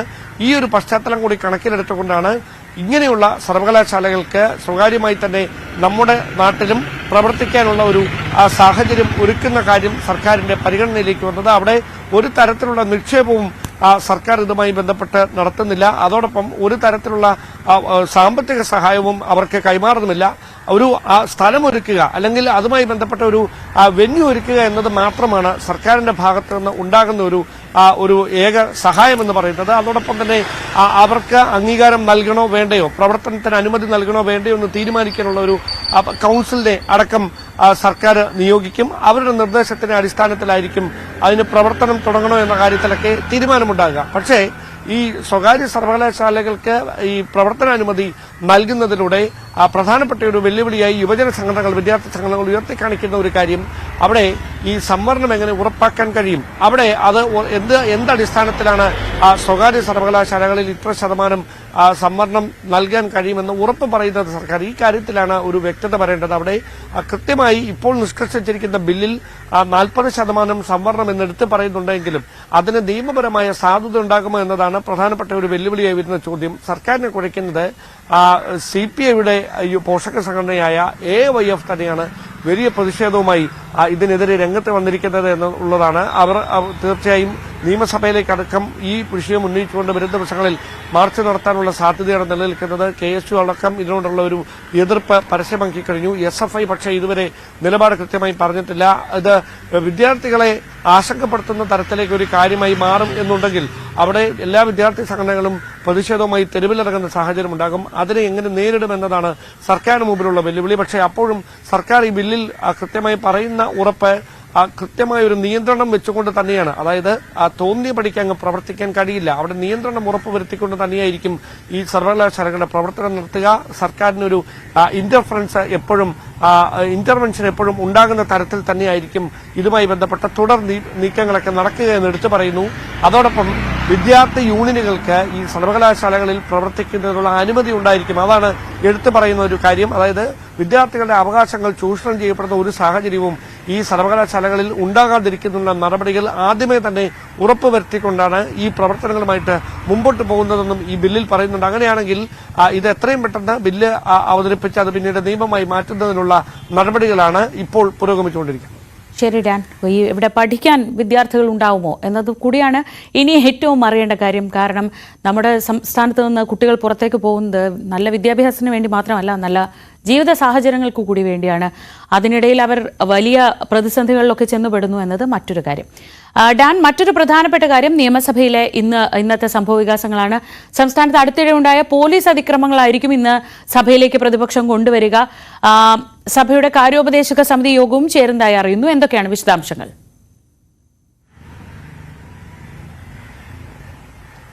അതായത് ശ്രീജ, നമുക്കറിയാം കഴിഞ്ഞ ഏതാനും ആഴ്ചകളായി സംസ്ഥാനത്ത് പോലീസിന്റെ ഭാഗത്ത് നിന്ന് ജനങ്ങൾക്ക് നേരെ നേരിടുന്ന വെല്ലുവിളി നിറഞ്ഞ അനുഭവങ്ങൾ അത് പെരുകിക്കൊണ്ടിരിക്കുകയാണ്. പത്തനംതിട്ടയിൽ ഒരു സംഘത്തിന് നേരെ വഴിയിൽ കാത്തുനിന്ന ഒരു കല്യാണം കഴിഞ്ഞ് മടങ്ങിയ സംഘത്തിന് നേരെ ഉണ്ടായ അതിക്രമം, അതിൽ പിന്നീട് ഉണ്ടായ നടപടികൾ, SIയെയും 2 പോലീസ് ഉദ്യോഗസ്ഥരെ സസ്പെൻഡ് ചെയ്യുന്ന സാഹചര്യമൊക്കെ നമ്മൾ ഏറെ ചർച്ച ചെയ്തതാണ്. ഇതടക്കം കഴിഞ്ഞ ദിവസം തിരുവനന്തപുരം ഡൊമസ്റ്റിക് എയർപോർട്ടിന് സമീപത്തും സമാനമായ തരത്തിൽ ഒരു മരണ വീട്ടിലെ തർക്കം ഒഴിവാക്കാനായി പോലീസിനെ വിളിച്ചു വരുത്തിയ യുവാക്കൾക്ക് നേരെ തന്നെ പോലീസിന്റെ അതിക്രമം നടക്കുകയും അതിലൊരു യുവാവിന് ക്രൂരമായി പരിക്കേൽക്കുകയുമൊക്കെ ചെയ്ത സാഹചര്യമുണ്ടായിരുന്നു. ഇങ്ങനെ സമാനമായ തരത്തിൽ പോലീസ് അതിക്രമങ്ങൾ സംസ്ഥാനത്ത് പെരുകുകയാണെന്ന വിഷയം റൂൾ 15 സഭയിൽ ഉന്നയിക്കാനാണ് പ്രതിപക്ഷത്തിന്റെ നീക്കം. അതോടൊപ്പം തന്നെ കാര്യോപദേശ സമിതിയുടെ യോഗവും ഇന്ന് ചേരും. ഇതായിരിക്കും പ്രധാനപ്പെട്ട കാര്യം. അതോടൊപ്പം ബജറ്റിന്മേലുള്ള ചർച്ച ഇന്നും തുടരുമെന്നതാണ് എടുത്തു പറയാനുള്ള കാര്യം. ശരി, ഡാൻ കുര്യനാണ് വിവരങ്ങൾ നൽകിയത് തിരുവനന്തപുരത്ത് നിന്ന്. പ്രധാനമന്ത്രി നരേന്ദ്രമോദി ഫ്രാൻസ് അമേരിക്ക പര്യടനത്തിനായി പുറപ്പെട്ടിരിക്കുകയാണ്. ആർട്ടിഫിഷ്യൽ ഇന്റലിജൻസ് ആക്ഷൻ ഉച്ചകോടിയിൽ പങ്കെടുക്കാൻ നരേന്ദ്രമോദി ഫ്രാൻസിലെത്തിക്കഴിഞ്ഞു. ഫ്രഞ്ച് പ്രസിഡന്റ് ഇമ്മാനുവൽ മാക്രോണുമായി മോദി ചർച്ച നടത്തും. ടെക് മേഖലയിലെ വിദഗ്ധരും ശാസ്ത്രജ്ഞരും അടക്കം 100 രാജ്യങ്ങളിൽ നിന്നുള്ള പ്രതിനിധികളാണ് ഉച്ചകോടിയിൽ പങ്കെടുക്കുന്നത്. ഈ ഉച്ചകോടിക്ക് ശേഷം നരേന്ദ്രമോദി അമേരിക്കയിലേക്ക് തിരിക്കും. ഇപ്പോൾ ദൃശ്യങ്ങൾ പുറത്തു വരുന്നുണ്ട്. ഇമ്മാനുവൽ മാക്രോണും നരേന്ദ്രമോദിയും കൂടി ജനങ്ങളെ അഭിവാദ്യം ചെയ്യുന്നതിന്റെ ദൃശ്യങ്ങളൊക്കെ ഇപ്പോൾ പുറത്തു വരുന്നുണ്ട്. അമേരിക്കയിലേക്ക് രണ്ടാമത് നരേന്ദ്രമോദി 2ാം ടേമിൽ, ഡൊണാൾഡ് ട്രംപിന്റെ 2ാം ടേമിൽ എത്തുകയാണ്. ഇപ്പോൾ നമ്മൾ ദൃശ്യങ്ങൾ കാണുന്നത് ഫ്രാൻസിൽ അദ്ദേഹത്തിന് ലഭിക്കുന്ന വരവേൽപ്പാണ്.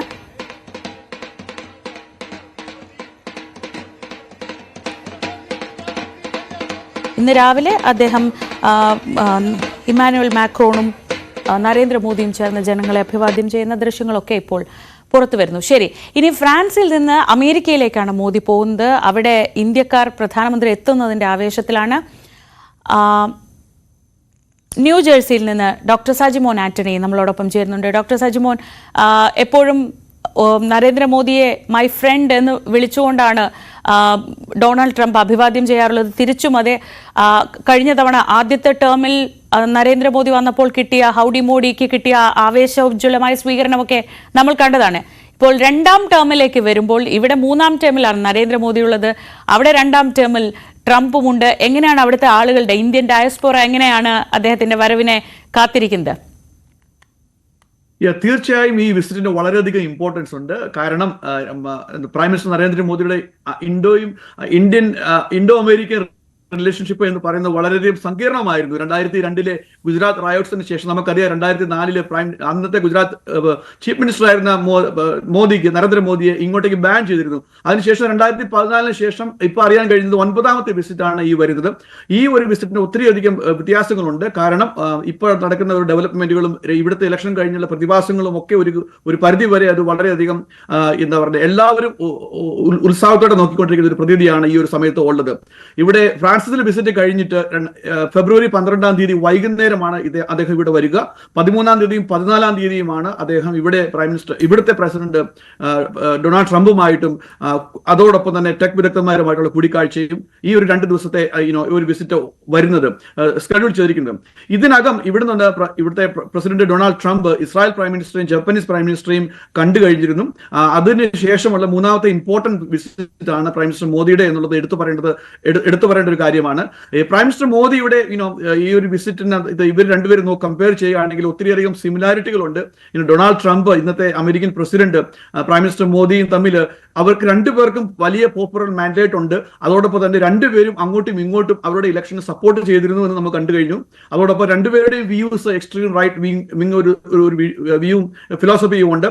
അതോടൊപ്പം രണ്ടുപേരും തമ്മിൽ നല്ലൊരു ബ്രൊമാൻസ് ഉണ്ടെന്ന് നമ്മുടെ മീഡിയ വൃത്തങ്ങൾ കളിയാക്കി പറയുന്നത് കണക്ക് അക്ഷരാർത്ഥത്തിൽ അവർ തമ്മിൽ നല്ലൊരു റിലേഷൻഷിപ്പ് ഉണ്ടായിരുന്നു കഴിഞ്ഞ ആഴ്ച വരെ എന്ന് നമുക്ക് പറയാൻ പറ്റും. എന്നാൽ കഴിഞ്ഞ ആഴ്ചയിൽ അവിടെ നിന്നൊരു വ്യതിചലനം വന്നോ എന്നൊരു സംശയമുണ്ട്. കാരണം ഇപ്പോഴത്തെ ട്രംപിന്റെ പോളിസി അമേരിക്ക ഫസ്റ്റ്, അമേരിക്ക മാത്രം എന്നുള്ള ഒരു രീതിയിലുള്ള ആ പോളിസിയിൽ വരുമ്പം അമേരിക്ക ഇന്ത്യയെ മാത്രം തൊട്ടടുത്ത് കിടക്കുന്ന തെക്കൻ അമേരിക്കൻ സൗത്ത് അമേരിക്കൻ കൺട്രിയെയും കാനഡയെയും യൂറോപ്യൻ യൂണിയനെയും ഒക്കെ ഒരു വളരെയധികം മുൾമുന്നിൽ നിർത്തുന്നതോടൊപ്പം തന്നെ ഇന്ത്യയും ഒരു പരിധി വരെ നിർത്തുന്നതായിട്ടുള്ള ഒരു സംവിധാനമാണ് കണ്ടുകൊണ്ടിരിക്കുന്നത്. പ്രത്യേകിച്ച് ഇവിടെ നിന്ന് ബന്ദികളല്ല ഇവിടെ നിന്നുള്ള ഇല്ലീഗൽ ഇമിഗ്രൻസിനെ അങ്ങോട്ടേക്ക് അയച്ച ആ ഒരു നടപടി, അയച്ച രീതി ഒത്തിരിയധികം ക്രിട്ടിസൈസ് ചെയ്യപ്പെടുന്നുണ്ടായിരുന്നു അവിടെയും ഇവിടെയും ഒക്കെ. അപ്പൊ ഏതായാലും ഇന്ത്യക്കാരെ ഒത്തിരിയധികം ആശയോടെയാണ് ഇരിക്കുന്നത്. പ്രത്യേകിച്ചും ഇനിയുള്ള ഒരു എല്ലാവരും ഉറ്റു നോക്കുന്നത് ഏകദേശം 18,000 ആൾക്കാരെയും കൂടെ ഇവിടെ നിന്ന് ഇന്ത്യയിലേക്ക് കയറ്റി അയക്കുമെന്നാണ് പ്രസിഡന്റ് ട്രംപ് പറഞ്ഞിരിക്കുന്നത്. അല്ലെങ്കിൽ ഇവിടുത്തെ വിദേശകാര്യ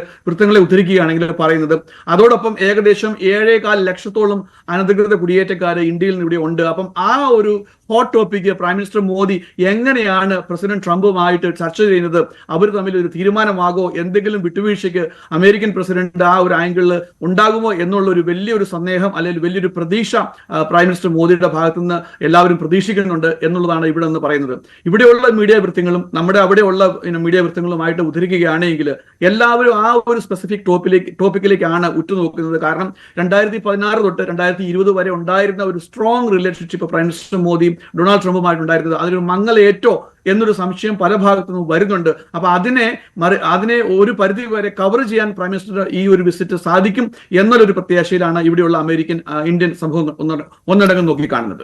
തീർച്ചയായും ഏറ്റവും പ്രധാനപ്പെട്ട ചോദ്യം അത് തന്നെയാണ്. ഇപ്പോൾ കഴിഞ്ഞ ദിവസങ്ങളിൽ നമ്മൾ കണ്ടതുപോലെ അനധികൃത കുടിയേറ്റക്കാരെ ബന്ധിച്ചുകൊണ്ട് വിമാനത്തിൽ ബന്ധിച്ചുകൊണ്ട് ഇങ്ങോട്ട് കൊണ്ടുവന്നു. ഒരു ഡിഗ്നിറ്റി എന്നത് പറയുന്നത് മനുഷ്യന്റെ ഏറ്റവും പ്രാഥമികമായ റൈറ്റായ ഡിഗ്നിറ്റി ചോദ്യം ചെയ്യപ്പെട്ടു എന്നൊക്കെ പറയുന്ന തരത്തിൽ അത്ര കലുഷിതമായ ഒരു സാഹചര്യത്തിൽ കൂടിയാണ് പ്രധാനമന്ത്രി നരേന്ദ്രമോദി അമേരിക്കൻ പ്രസിഡന്റ് ഡൊണാൾഡ് ട്രംപിനെ സന്ദർശിക്കുന്നത്, അല്ലെങ്കിൽ അമേരിക്കൻ സന്ദർശനം നടത്തുന്നത്. എന്തായിരിക്കും ഇനിയും അനധികൃത കുടിയേറ്റക്കാർ ഇനിയുമുണ്ട്, അവർക്ക് അല്പം കൂടി മാന്യത അല്ലെങ്കിൽ അഭിമാനബോധത്തോടെ തിരിച്ചു വരാനുള്ള ഒരു അവസരം ഉണ്ടാവുമോ എന്നതാണ് അറിയേണ്ടത്. വളരെ നന്ദി ഡോക്ടർ സജിമോൻ ഞങ്ങളോട് സംസാരിച്ചതിന്. ഇനി വരും ദിവസങ്ങൾ എന്തായാലും അവിടെ നിന്ന് കൂടുതൽ വിവരങ്ങൾ കിട്ടാനുണ്ട്. അപ്പോൾ നമുക്ക് വീണ്ടും സംസാരിക്കാം. Thank you so much. നമുക്ക് മറ്റു വാർത്തകളിലേക്ക് വളരെ പെട്ടെന്ന് മടങ്ങിയെത്താം ഇടവേളയ്ക്ക് ശേഷം.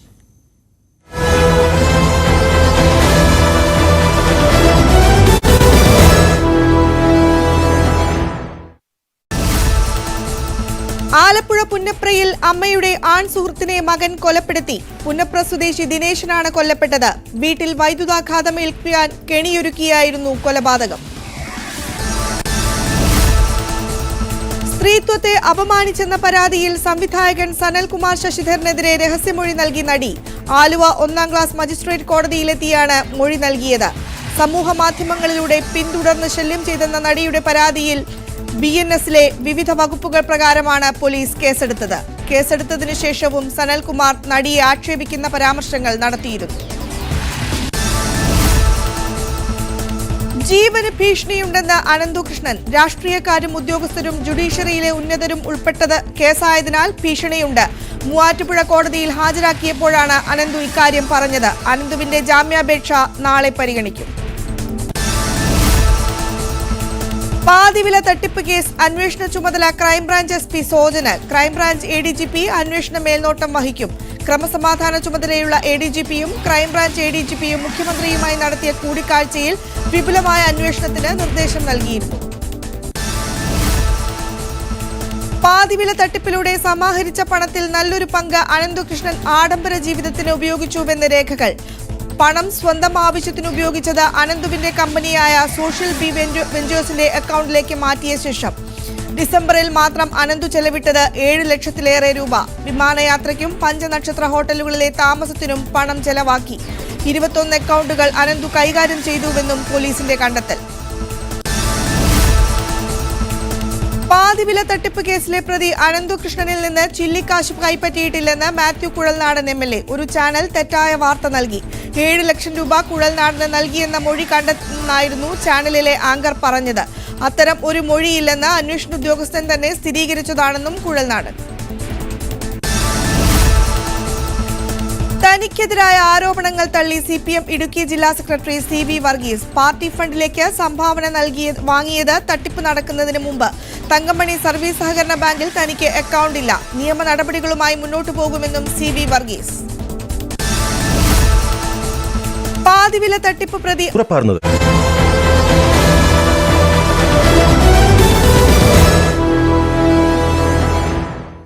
വീണ്ടും വാർത്തകളിലേക്ക്. പെരുമ്പാവൂർ വാഴക്കുളം പാരിയത്തുകാവ് കുടിയൊഴിപ്പിക്കൽ വിഷയവുമായി ബന്ധപ്പെട്ട് അഭിഭാഷക കമ്മീഷൻ ഇന്ന് ഹൈക്കോടതിയിൽ റിപ്പോർട്ട് സമർപ്പിക്കും. ഇന്നലെ ഭൂമി ഒഴിപ്പിക്കാനെത്തിയ അഭിഭാഷക കമ്മീഷനെ പ്രതിഷേധക്കാർ തടഞ്ഞതിനെ തുടർന്ന് നടപടികൾ അവസാനിപ്പിച്ച് മടങ്ങുകയായിരുന്നു. നവമി ദിനേശ് വിവരങ്ങളുമായി. നവമി, ഇത് 2ാം തവണയാണ് ഈ തരത്തിൽ അവിടെ പ്രതിഷേധമുണ്ടാവുന്നത്. അപ്പോൾ ഈ നടപടികളുമായി മുന്നോട്ട് പോകാൻ കഴിയുന്നില്ല എന്നൊരു റിപ്പോർട്ടായിരിക്കുമോ കമ്മീഷൻ നൽകുക?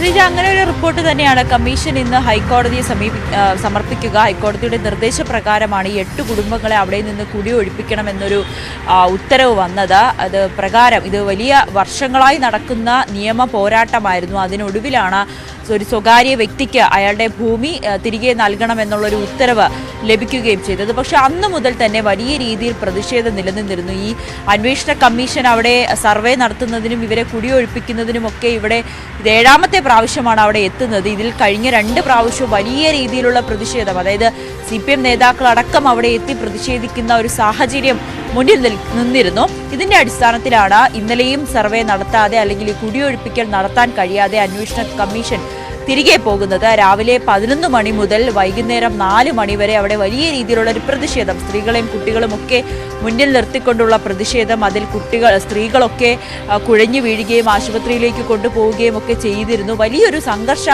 അവസ്ഥ അവിടെ നിലനിന്നിരുന്നു. ഡെപ്യൂട്ടി കളക്ടർ അടക്കം അവിടെ നിന്ന് നിസ്സഹായരായി നോക്കി നിൽക്കുന്ന ഒരു സാഹചര്യവും നമ്മൾ കണ്ടതാണ്. അതിനിടയിലാണ് ഇന്നലെ തട്ടിയിട്ട SHO അവിടെ അദ്ദേഹത്തിന് ചില ശാരീരിക അസ്വസ്ഥതകൾ ഉണ്ടാകുകയും അവിടെ നിന്ന് ആശുപത്രിയിലേക്ക് മാറ്റുകയും ചെയ്തത്. അദ്ദേഹത്തിന്റെ നേതൃത്വത്തിലാണ് ഈ ഒരു കുടിയൊഴിപ്പിക്കൽ നടത്തണം എന്ന് ഹൈക്കോടതിയുടെ ഉത്തരവുണ്ടായിരുന്നത്. അതുകൊണ്ട് തന്നെ അദ്ദേഹം ആശുപത്രിയിലായതിനാൽ ഇന്നലെ ഈ കുടിയൊഴിപ്പിക്കൽ നടത്താൻ കഴിഞ്ഞില്ല എന്നുള്ളൊരു റിപ്പോർട്ടായിരിക്കും ഇന്ന് അന്വേഷണ കമ്മീഷൻ കോടതി മുമ്പാകെ സമർപ്പിക്കുക. ഇനി ഹൈക്കോടതിയുടെ നിലപാട് അല്ലെങ്കിൽ ഹൈക്കോടതി ഏത് രീതിയിലാണോ ഇവിടെ കുടിയൊഴിപ്പിക്കാൻ ആവശ്യപ്പെടുന്നത് അത് പ്രകാരമായിരിക്കും തുടർ നടപടികൾ സ്വീകരിക്കുക എന്നാണ് അന്വേഷണ കമ്മീഷൻ വ്യക്തമാക്കുന്നത്. ശ്രീജ. ശരി, നവമി ദിനേശാണ് വിവരങ്ങൾ നൽകിയത് കൊച്ചിയിൽ നിന്ന്. ഇനി നമ്മൾ പോകുന്നു ഇന്ന് ഇത് സംഭവിക്കും.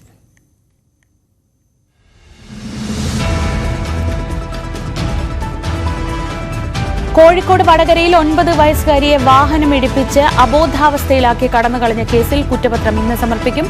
പ്രതിയെ ഇന്ന് കോടതിയിൽ ഹാജരാക്കും. ഇന്നലെ അറസ്റ്റ് ചെയ്ത പ്രതിയെ രാത്രിയാണ് വടകരയിലെത്തിച്ചത്.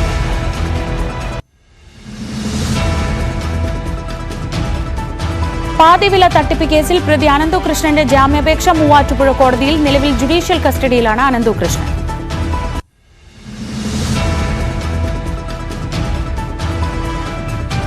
കയർ ബോർഡ് കൊച്ചി ആസ്ഥാനത്ത് തൊഴിൽ പീഡനം കാരണം മരിച്ച സെക്ഷൻ ഓഫീസർ ജോളി മധുവിന്റെ പോസ്റ്റ്മോർട്ടം ഇന്ന്. കളമശ്ശേരി മെഡിക്കൽ കോളേജിലെ പോസ്റ്റ്മോർട്ടത്തിന് ശേഷം ഇന്ന് വൈകിട്ട് 3 മണിക്ക് പാലാരിവട്ടം മാലിൻചുവടുള്ള വീട്ടിൽ പൊതുദർശനം നടക്കും. നാളെയാണ് സംസ്കാരം.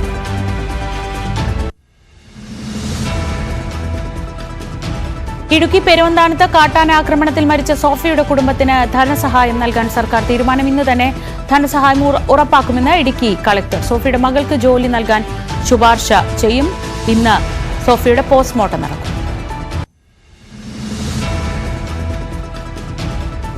Kannur Thalassery temple gate level cross അറ്റകുറ്റപ്പണികൾക്കായി ഇന്ന് അടച്ചിടും. രാവിലെ 8 മണി മുതൽ നാളെ വൈകിട്ട് 6 മണി വരെയാണ് അടച്ചിടുക.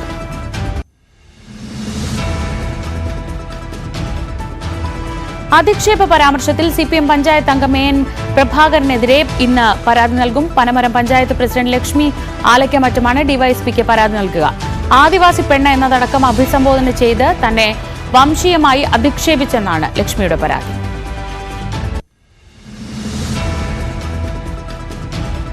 സംസ്ഥാന ബജറ്റിന്മേലുള്ള പൊതുചർച്ച ഇന്നും നിയമസഭയിൽ തുടരും. വർദ്ധിച്ചുവരുന്ന പോലീസ് അതിക്രമങ്ങൾ സർക്കാരിനെതിരെ ആയുധമാക്കാൻ പ്രതിപക്ഷം. പ്രശ്നത്തിൽ അടിയന്തര പ്രമേയത്തിന് നോട്ടീസ് നൽകിയേക്കും.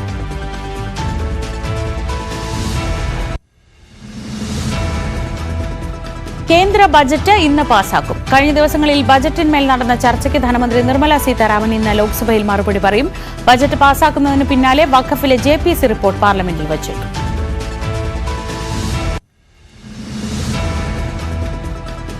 പഞ്ചാബിൽ ആം ആദ്മി പാർട്ടിക്ക് ഇന്ന് നിർണായക ദിവസം. വിമത നീക്കം നടത്തുന്ന MLA-മാരുമായി അരവിന്ദ് കെജ്രിവാൾ ഇന്ന് ചർച്ച നടത്തും.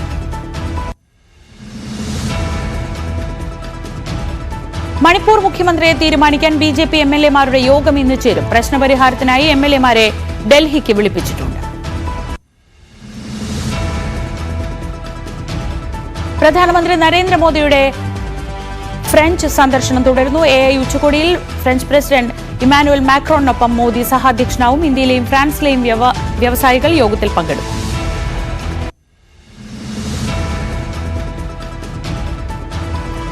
ഗാസ വിടാതെ ട്രംപ്. അമേരിക്ക ഗാസ ഏറ്റെടുത്താൽ പലസ്തീൻ ജനതയ്ക്ക് അവിടെ അവകാശമുണ്ടാവില്ലെന്ന് ട്രംപിന്റെ പ്രസ്താവന. പലസ്തീനികൾക്ക് പാർപ്പിട സൗകര്യം അറബ് രാജ്യങ്ങളിൽ ഒരുക്കും. ജോർദാൻ രാജാവ് അബ്ദുള്ള രണ്ടാമനുമായി ഇന്ന് ട്രംപ് കൂടിക്കാഴ്ച നടത്തും.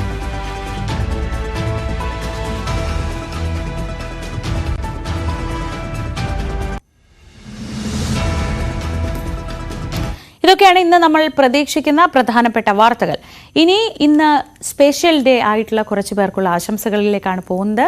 നമുക്ക് ആർക്കൊക്കെയാണ് ആശംസ നേരാനുള്ളത് എന്ന് നോക്കാം. ഞങ്ങളുടെ സഹപ്രവർത്തക ആജ്ഞ രവീന്ദ്രന്റെയും ജിതേഷിന്റെയും 4ാം വിവാഹ വാർഷികമായിരുന്നു ഇന്നലെ. ആജ്ഞ കുറച്ച് വൈകിയാണ് വിവരങ്ങൾ അറിയിച്ചത്. അതുകൊണ്ട് ഇന്നലെ ആശംസ പറയാൻ പറ്റിയില്ല. ആജ്ഞ, ജിതേഷ് രണ്ടുപേർക്കും ഹാപ്പി ആനിവേഴ്സറി.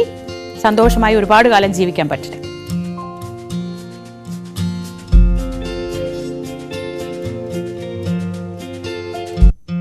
അടുത്തത് ഞങ്ങളുടെ സഹപ്രവർത്തകൻ CV അനുമോദിന്റെയും വാണിയുടെയും വിവാഹ വാർഷിക ആശംസകളാണ്. ഇതെന്താ ഞങ്ങളുടെ മാത്രമെന്ന് പറയരുത്. നിങ്ങൾ നിങ്ങളുടെ വേണ്ടപ്പെട്ടവരെയൊക്കെ അറിയിക്കുമ്പോൾ ഞങ്ങൾ അതും കൊടുക്കും. ഇതിപ്പോൾ ഞങ്ങൾക്ക് വളരെ വേണ്ടപ്പെട്ട അനുമോദിനും വാണിക്കും 13ാം വിവാഹ വാർഷിക ആശംസകൾ നേരുന്നു. അനുമോദ്, വാണി, വെരി വെരി ഹാപ്പി ആനിവേഴ്സറി. ഇനി ശിവപ്രിയയുടെ പിറന്നാൾ. ഞങ്ങളുടെ സഹപ്രവർത്തകൻ പത്തനംതിട്ടയിലെ റിപ്പോർട്ടർ ശശിനാരായണന്റെ മകളാണ് ശിവപ്രിയ. ശിവപ്രിയയുടെ 13ാം ജന്മദിനമാണ് ഇന്ന്. അച്ഛൻ ശശിനാരായണനും അമ്മ ലതാകുമാരിയും സഹോദരി ലക്ഷ്മിപ്രിയയും ആശംസ അറിയിക്കുന്നു. Happy birthday Sivapriya. മുതിർന്ന മാധ്യമ പ്രവർത്തകനായ S. ജയകൃഷ്ണന്റെ ജന്മദിനമാണിന്ന്. ദീപിക, കേരള കൗമുദി പത്രങ്ങളിൽ സേവനമനുഷ്ഠിച്ചിട്ടുള്ള ജയകൃഷ്ണൻ ഇപ്പോൾ വിശ്രമ ജീവിതത്തിലാണ്. പഴയ സഹപ്രവർത്തകരാണ് അദ്ദേഹത്തിന് ഹൃദയപൂർവ്വം ആശംസ അറിയിക്കുന്നത്. Happy birthday Shri S. Jayakrishnan. Perinthalmanna നിരണത്തെ ആഞ്ചലീന മോളുടെ പിറന്നാളാണ് നാളെ. അപ്പോൾ ആഞ്ചലീന മോൾക്ക് ആശംസകൾ.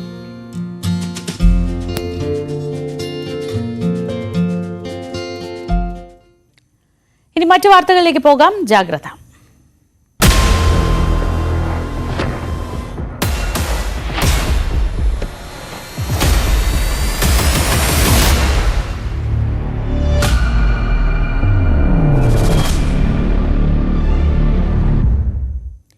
തിരുവനന്തപുരം വെള്ളറടയിൽ അച്ഛൻ മകനെ വെട്ടിക്കൊലപ്പെടുത്തിയ സംഭവത്തിൽ ദുരൂഹത കൂടുകയാണ്. പ്രജിൻ കുടുംബാംഗങ്ങളോട് നേരത്തെയും ക്രൂരമായി പെരുമാറിയിട്ടുണ്ടെന്ന് ജോസിന്റെ ബന്ധു ന്യൂസ് 18നോട് പ്രതികരിച്ചു.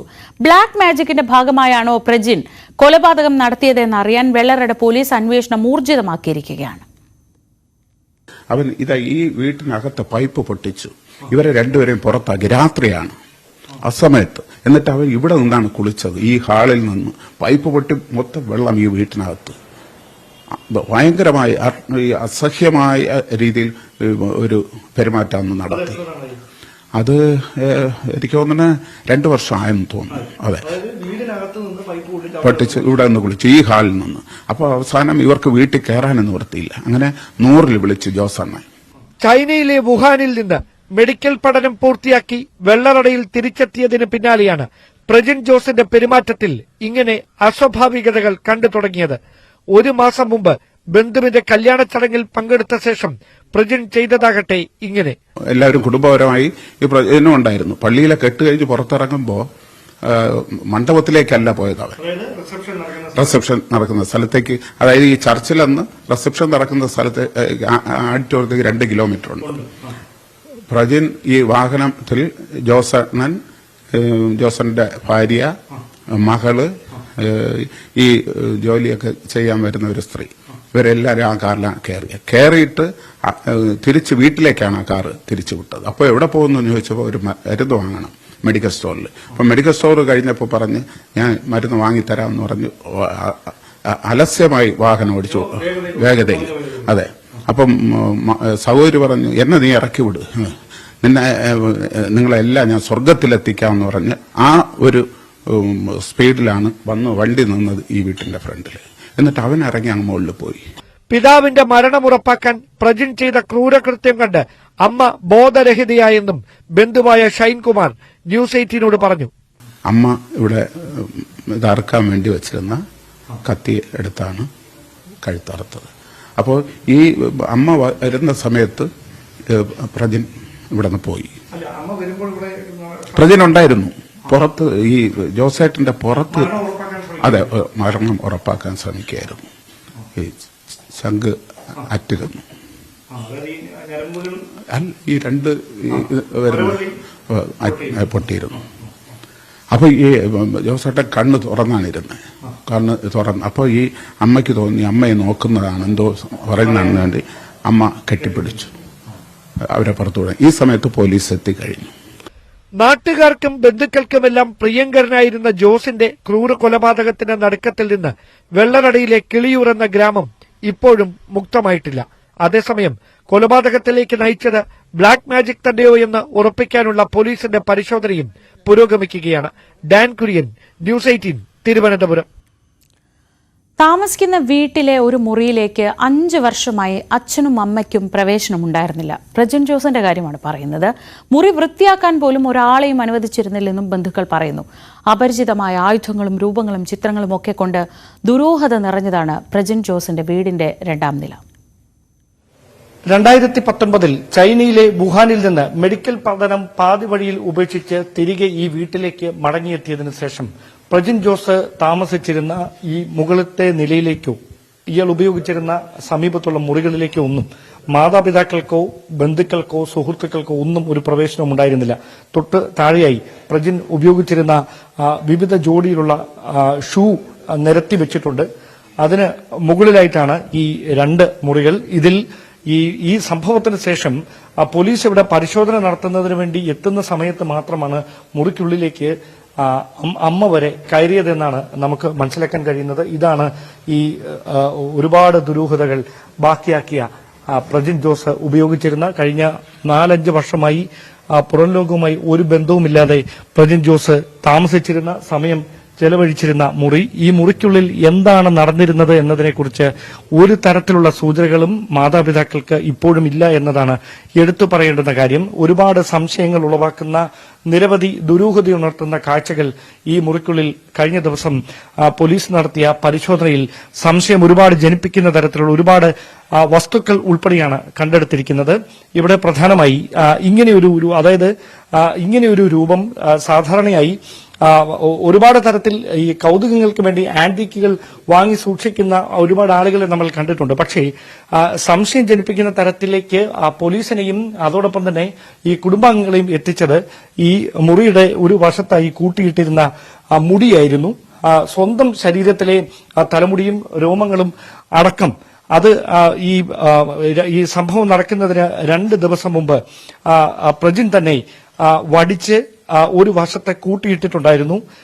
സമാനമായ തരത്തിലാണ് സംശയം ജനിപ്പിക്കുന്ന തരത്തിലുള്ള ചില വസ്തുക്കളും ഇവിടെ ഉണ്ടായിരുന്നുവെന്ന് അന്വേഷണ സംഘം കണ്ടെത്തിയത്. അതോടൊപ്പം കേട്ടാൽ അത്ഭുതം തോന്നുന്ന തരത്തിലുള്ള ചില വസ്തുക്കൾ കൂടി ഇവിടെ ഉണ്ടായിരുന്നു എന്നതാണ് എടുത്തു പറയേണ്ടുന്ന കാര്യം. അതായത് ഒരു സിഗരറ്റ് വിൽക്കുന്ന കടയുടെ സമീപത്ത് എങ്ങനെയാണോ അതിന്റെ കവറുകൾ കിടക്കുന്നത് അതിന് സമാനമായ തരത്തിലാണ് ഈ മുറിക്കകത്തെ സിഗരറ്റ് പാക്കറ്റുകളുടെ കാഴ്ച. അതായത് ഇത്രയധികം നാളുകളായി ഇതൊന്നും പുറത്തു കൊണ്ട് കളയുക പോലും ചെയ്യാതെ ഇത് മുഴുവൻ ഇവിടെ ഇങ്ങനെ കൂട്ടിയിട്ടിരിക്കുകയായിരുന്നു. ഒരുപക്ഷെ പഠനത്തിലും ഒക്കെ പ്രജിൻ മികവ് തെളിയിച്ചിരുന്ന ഒരു കാലമുണ്ടായിരുന്നു.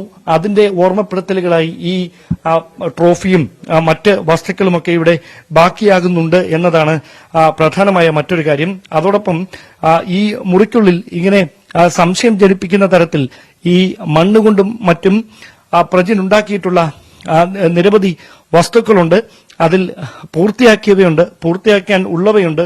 ഇങ്ങനെ ഈ മുറി മുഴുവൻ ഒരുപാട് സംശയങ്ങൾക്ക് വഴിവെക്കുന്ന തരത്തിലുള്ള നിരവധി കാഴ്ചകൾ. അതായത് ഈ വിവിധ തരത്തിലുള്ള രൂപങ്ങൾ, അതോടൊപ്പം തന്നെ ചൈനയിൽ നിന്ന് തന്നെ പ്രജിൻ ഒപ്പം കരുതിയിരുന്ന വിവിധ തരത്തിലുള്ള പ്രതിമകൾ, വസ്തുക്കൾ ഇതൊക്കെ ഈ മുറിക്കകത്തുണ്ട്. അതായത് നമുക്കങ്ങനെ പരിചിതമില്ലാത്ത തരത്തിലുള്ള ആയുധങ്ങളടക്കം ഈ മുറിക്കുള്ളിൽ നിന്ന് പോലീസ് കണ്ടെടുത്തിട്ടുണ്ട് എന്നതാണ് ശ്രദ്ധേയമായിട്ടുള്ള കാര്യം. അതോടൊപ്പം ഈ മുറിക്കുള്ളിൽ പ്രജിൻ സൂക്ഷിച്ചിരുന്ന ഒരു വാളുണ്ട്. ആ വാളും മുറിയുടെ പ്രവേശന കവാടത്തിന് സമീപത്തായിട്ടാണ് ഈ പോലീസ് പരിശോധന നടത്തുന്നതിനിടയിൽ കണ്ടെത്തിയത്. ഇതിനകത്താണ് ഈ വാള് സൂക്ഷിച്ചിരുന്നത്. ഇത് എവിടെ നിന്ന് വാങ്ങിയതാണെന്നോ എപ്പോൾ വാങ്ങിയതാണെന്നോ എന്ന കാര്യത്തിലൊന്നും ഒരു വ്യക്തതയില്ല.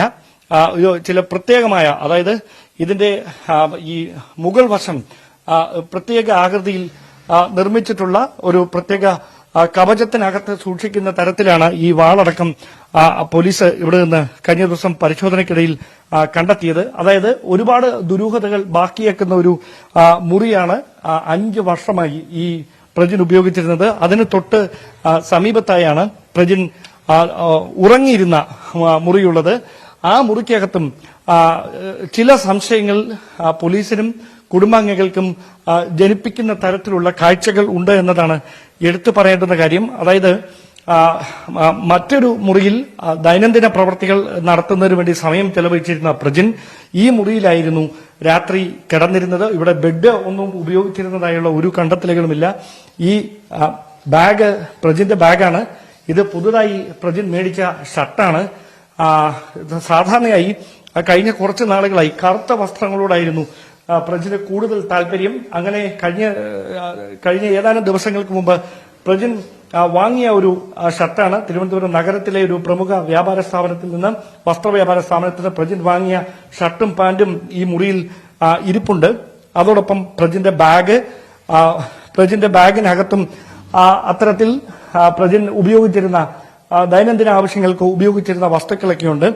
അതോടൊപ്പം ഈ കുരിശ്, അതായത് പ്രജിന് ഒരു വിശ്വാസം ഉണ്ടായിരുന്ന ഒരാളല്ല, അങ്ങനെ കുടുംബാംഗങ്ങളുടെ വിശ്വാസം പിന്തുടർന്നിരുന്ന ഒരാളല്ല. പിന്നെ എന്തിന് ഈ കുരിശ് ഇവിടെ ഇങ്ങനെ ഉപയോഗിച്ചു എന്നുള്ള കാര്യത്തിലൊന്നും വ്യക്തതയില്ല. അതായത് ഇതിൽ ജെറുസലേമിൽ നിന്ന് എന്ന് എഴുതിയിരിക്കുന്ന ആലേഖനം ചെയ്തിട്ടുള്ള ഒരു കുരിശാണിത്.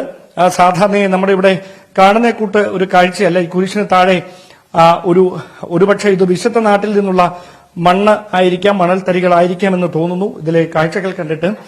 സമാനമായ തരത്തിലാണ് ഈ മുറിക്ക് പുറത്തും, അതായത് ഇയാൾ ചിത്രം വരച്ചിരുന്നു. ചിത്രം വരയ്ക്കുന്ന ഒരു സ്വഭാവം പ്രജിന് ഉണ്ടായിരുന്നു എന്ന് മനസ്സിലാക്കുന്ന തരത്തിലുള്ള ചില ചിത്രങ്ങൾ, അതോടൊപ്പം ചില എഴുത്തുകൾ, അതും ഈ പരിസരത്ത് നിന്ന് പോലീസ് നടത്തിയ പരിശോധനയിൽ, കുടുംബാംഗങ്ങൾ നടത്തിയ പരിശോധനയിൽ കണ്ടെടുത്തിട്ടുണ്ട്. അതിൽ പ്രധാനപ്പെട്ടവ ഇവയാണ്.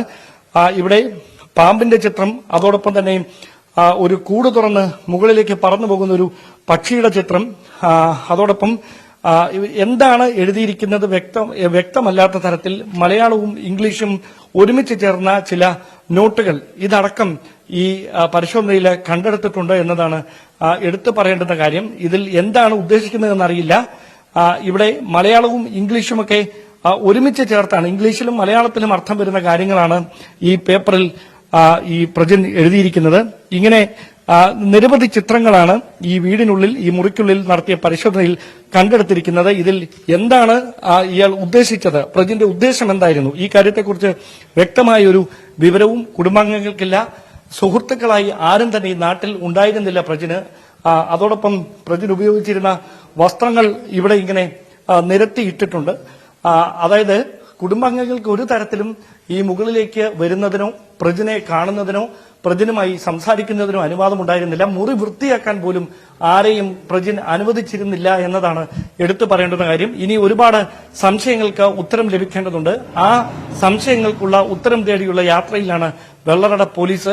അവിടെ ഈ ദുരൂഹത ഉണർത്തുന്ന ഈ ആയുധങ്ങളടക്കം പ്രജിന് കൈമാറിയത് ആരാണ്, ഈ കാര്യത്തിൽ വ്യക്തത വരുത്താനായി വിശദമായ പരിശോധന ഈ സ്മാർട്ട് ഫോൺ ഫോറൻസിക് സംഘത്തിന് കൈമാറി അത് വിശദമായി പരിശോധിക്കുന്നതിലൂടെ ഇക്കാര്യത്തിൽ ഒരു വ്യക്തത കൈവരുമെന്ന പ്രതീക്ഷയിലാണ് പോലീസിന്റെ അന്വേഷണം ഇപ്പോൾ തുടരുന്നത്. ക്യാമറമാൻ ബിബിൻ മുരളിക്കൊപ്പം ഡാൻ കുര്യൻ, ന്യൂസ് 18.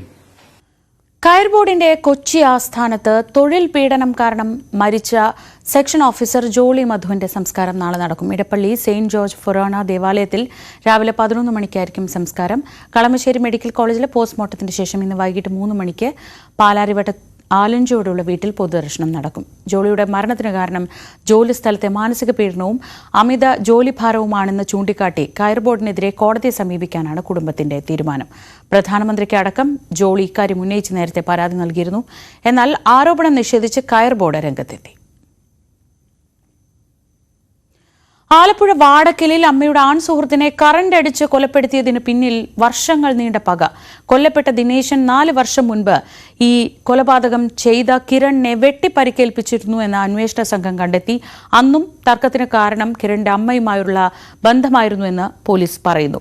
ഷോക്കേറ്റ് വീണ ദിനേശന്റെ കയ്യിൽ കമ്പിവടി പിടിപ്പിച്ച ശേഷം വീണ്ടും ഷോക്കടിപ്പിച്ച് കിരൺ മരണം ഉറപ്പിച്ചു. മുഖ്യപ്രതിയായ കിരണിന്റെ അമ്മയുമായി കൊല്ലപ്പെട്ട ദിനേശന് വർഷങ്ങൾ നീണ്ട വഴിവിട്ട ബന്ധമായിരുന്നുവെന്ന് പോലീസ് പറയുന്നു. ഇരുവരും തമ്മിലുള്ള ബന്ധത്തെ തുടർന്ന് നിരവധി തവണ കിരണുമായി സംഘർഷമുണ്ടായി. 4 വർഷം മുമ്പ് ദിനേശൻ കിരണിനെ വെട്ടിപ്പരിക്കേൽപ്പിച്ചിരുന്നു. പുന്നപ്ര സഹകരണ ആശുപത്രിയിൽ ചികിത്സ തേടിയെങ്കിലും മറ്റ് നിയമ നടപടികളിലേക്ക് കടന്നിരുന്നില്ല. കഴിഞ്ഞ പുതുവർഷ ദിനത്തിലും വീട്ടിൽ വന്നതുമായി ബന്ധപ്പെട്ട് ഇരുവരും തമ്മിൽ തർക്കവും കയ്യേറ്റവും ഉണ്ടായി. മരണപ്പെട്ട ദിവസവും ദിനേശൻ അശ്വമയെ കാണാൻ വീട്ടിൽ വന്നിരുന്നു. വീണ്ടും വരുന്നത് കാത്ത് കിരൺ ഇരുന്നു. വീടിന്റെ പിന്നിലെ താഴ്ന്ന പ്രദേശത്ത് വെള്ളം കയറുമ്പോൾ മത്സ്യം പിടിക്കാനായി ഉപയോഗിച്ചിരുന്ന വയർ കറണ്ടുമായി ഘടിപ്പിച്ചിരുന്നു. 12:30 വോൾട്ടേജിൽ വ്യതിയാനം വന്നതോടെ ദിനേശന് വൈദ്യുതാഘാതം ഏറ്റെന്ന് ഇലക്ട്രീഷ്യൻ കൂടിയായ കിരണിന് ഉറപ്പായി. പുറത്തിറങ്ങിയ ശേഷം കൈയിൽ കമ്പിവടി ഘടിപ്പിച്ച് വീണ്ടും വൈദ്യുതി കടത്തിവിട്ടു. കൊലപാതക വിവരം അപ്പോഴേക്കും രക്ഷിതാക്കളെ അറിയിച്ചിരുന്നു. പുലർച്ചെ 3:30 പിതാവ് കുഞ്ഞുമോനും കിരണും മൃതദേഹം ചുമന്നെടുത്ത് പാടത്തുപേക്ഷിച്ചു. പിറ്റേ ദിവസം രാവിലെ ദിനേശൻ പാടത്ത് കിടക്കുന്നതായി അശ്വമ്മയോട് തൊട്ടടുത്ത വീട്ടിലെ കുട്ടി പറഞ്ഞുവെങ്കിലും അവിടെ കിടക്കട്ടെ, ആരോടും പറയേണ്ടെന്നായിരുന്നു മറുപടി. വൈകിട്ടോടെയാണ് മറ്റുള്ളവർ മൃതദേഹം പാടശേഖരത്തിൽ കാണുന്നത്. ആ ദിവസം തന്നെ അശ്വമ്മ കായംകുളത്ത് കല്യാണത്തിനും കുഞ്ഞുമോൻ ജോലിക്കും പോയിരുന്നു. മരണാനന്തര ചടങ്ങുകളിലും 3 പേരും സജീവമായി പങ്കെടുത്തു. കുഞ്ഞുമോനെ കസ്റ്റഡിയിലെടുക്കുമ്പോൾ താൻ ചവിട്ടിയാണ് ദിനേശനെ കൊലപ്പെടുത്തിയതെന്നാണ് ആദ്യം പോലീസിനോട് പറഞ്ഞത്. എന്നാൽ ഒരുമിച്ചുള്ള ചോദ്യം ചെയ്യലിലാണ് പ്രതികൾക്ക് സത്യം സമ്മതിക്കേണ്ടതായി വന്നത്. ശരണ്യ സ്നേഹജൻ, ന്യൂസ് 18, ആലപ്പുഴ. പത്തനംതിട്ട കോന്നി മുറിഞ്ഞകല്ലിൽ വിദ്യാർത്ഥിനിയെ തൂങ്ങി മരിച്ച നിലയിൽ കണ്ടെത്തി. 19 വയസ്സുള്ള ഗായത്രിയാണ് വാടക വീട്ടിലെ മുറിക്കുള്ളിൽ തൂങ്ങി മരിച്ച നിലയിൽ കണ്ടെത്തിയത്.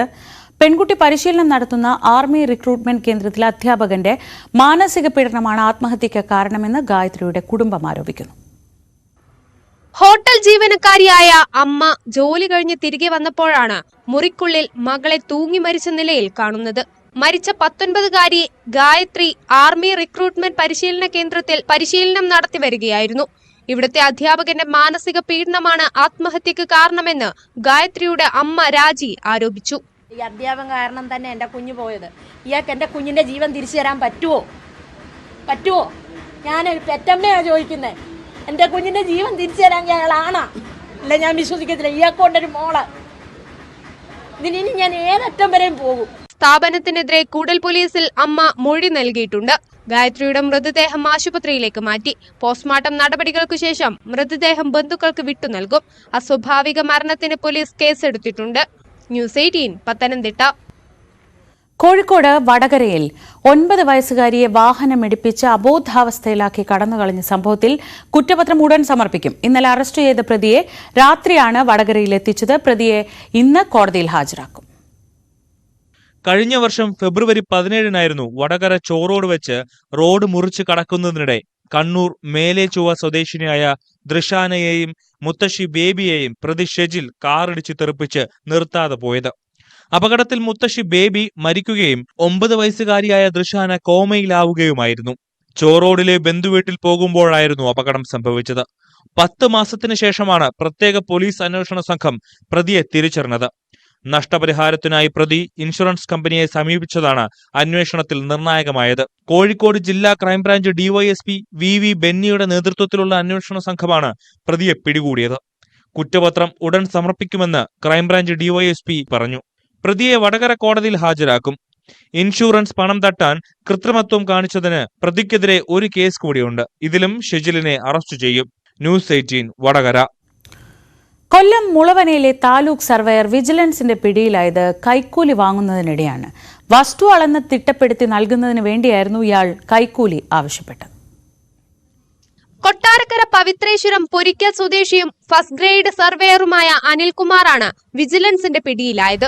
അഞ്ചൽ സ്വദേശിയുടെ മുളവനയിലുള്ള കുടുംബ വസ്തുവിൽ 3 സെന്റ് അളന്ന് തിട്ടപ്പെടുത്തുന്നതിനായി അപേക്ഷ നൽകി. കളക്ടറുടെ കയ്യിൽ നിന്ന് സ്പെഷ്യൽ ഓർഡറും വാങ്ങിയിരുന്നു.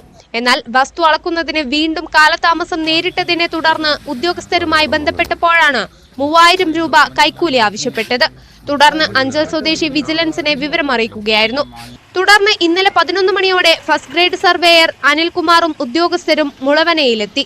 വസ്തു അളക്കുന്നതിന് മുന്നേ പണം ആവശ്യപ്പെടുകയും വിജിലൻസ് നൽകിയ പണം ഉദ്യോഗസ്ഥന് കൈമാറുകയും ചെയ്തു. സംഭവ സ്ഥലത്ത് തന്നെ ഉണ്ടായിരുന്ന വിജിലൻസ് ഉദ്യോഗസ്ഥർ അനിൽകുമാറിനെ കയ്യോടെ പിടികൂടുകയായിരുന്നു. ഉദ്യോഗസ്ഥർ മേൽ നടപടികൾ സ്വീകരിച്ചു. ന്യൂസ് 18 കൊട്ടാരക്കര. ഇനി നമ്മൾ രാവിലെയിൽ ഒരു ചെറിയ ഇടവേള എടുക്കുകയാണ്. ഇടവേളയ്ക്ക് ശേഷം പ്രധാനപ്പെട്ട വാർത്തകളുമായി നമുക്ക് തിരിച്ചെത്താം. അതുവരെ ഇത് കണ്ടോ.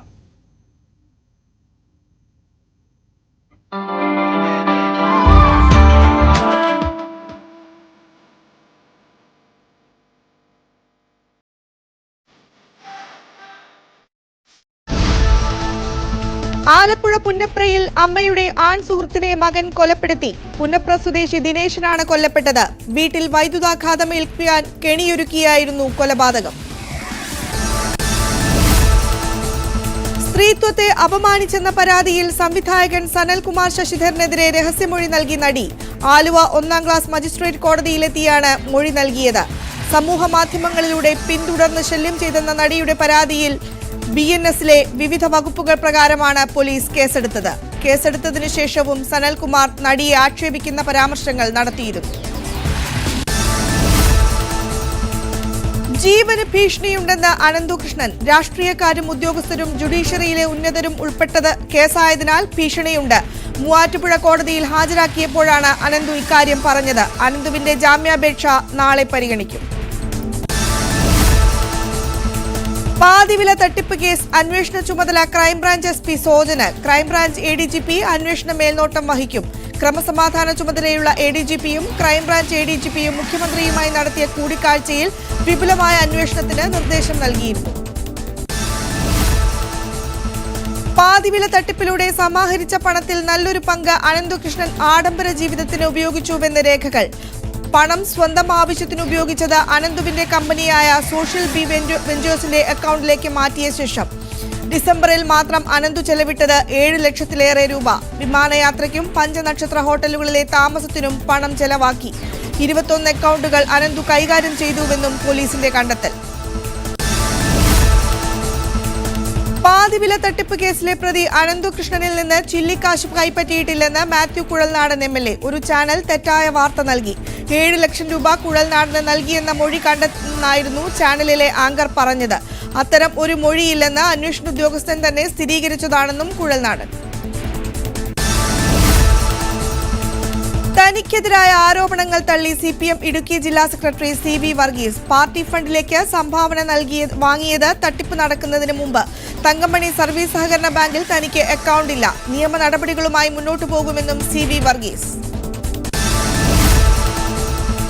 പാതിവില തട്ടിപ്പ് പ്രതി ആനന്ദകൃഷ്ണനെ ഉദ്ഘാടന പരിപാടിയിൽ കണ്ടുവച്ചുള്ള പരിചയം മാത്രമാണുള്ളതെന്ന് മന്ത്രി വി ശിവൻകുട്ടി.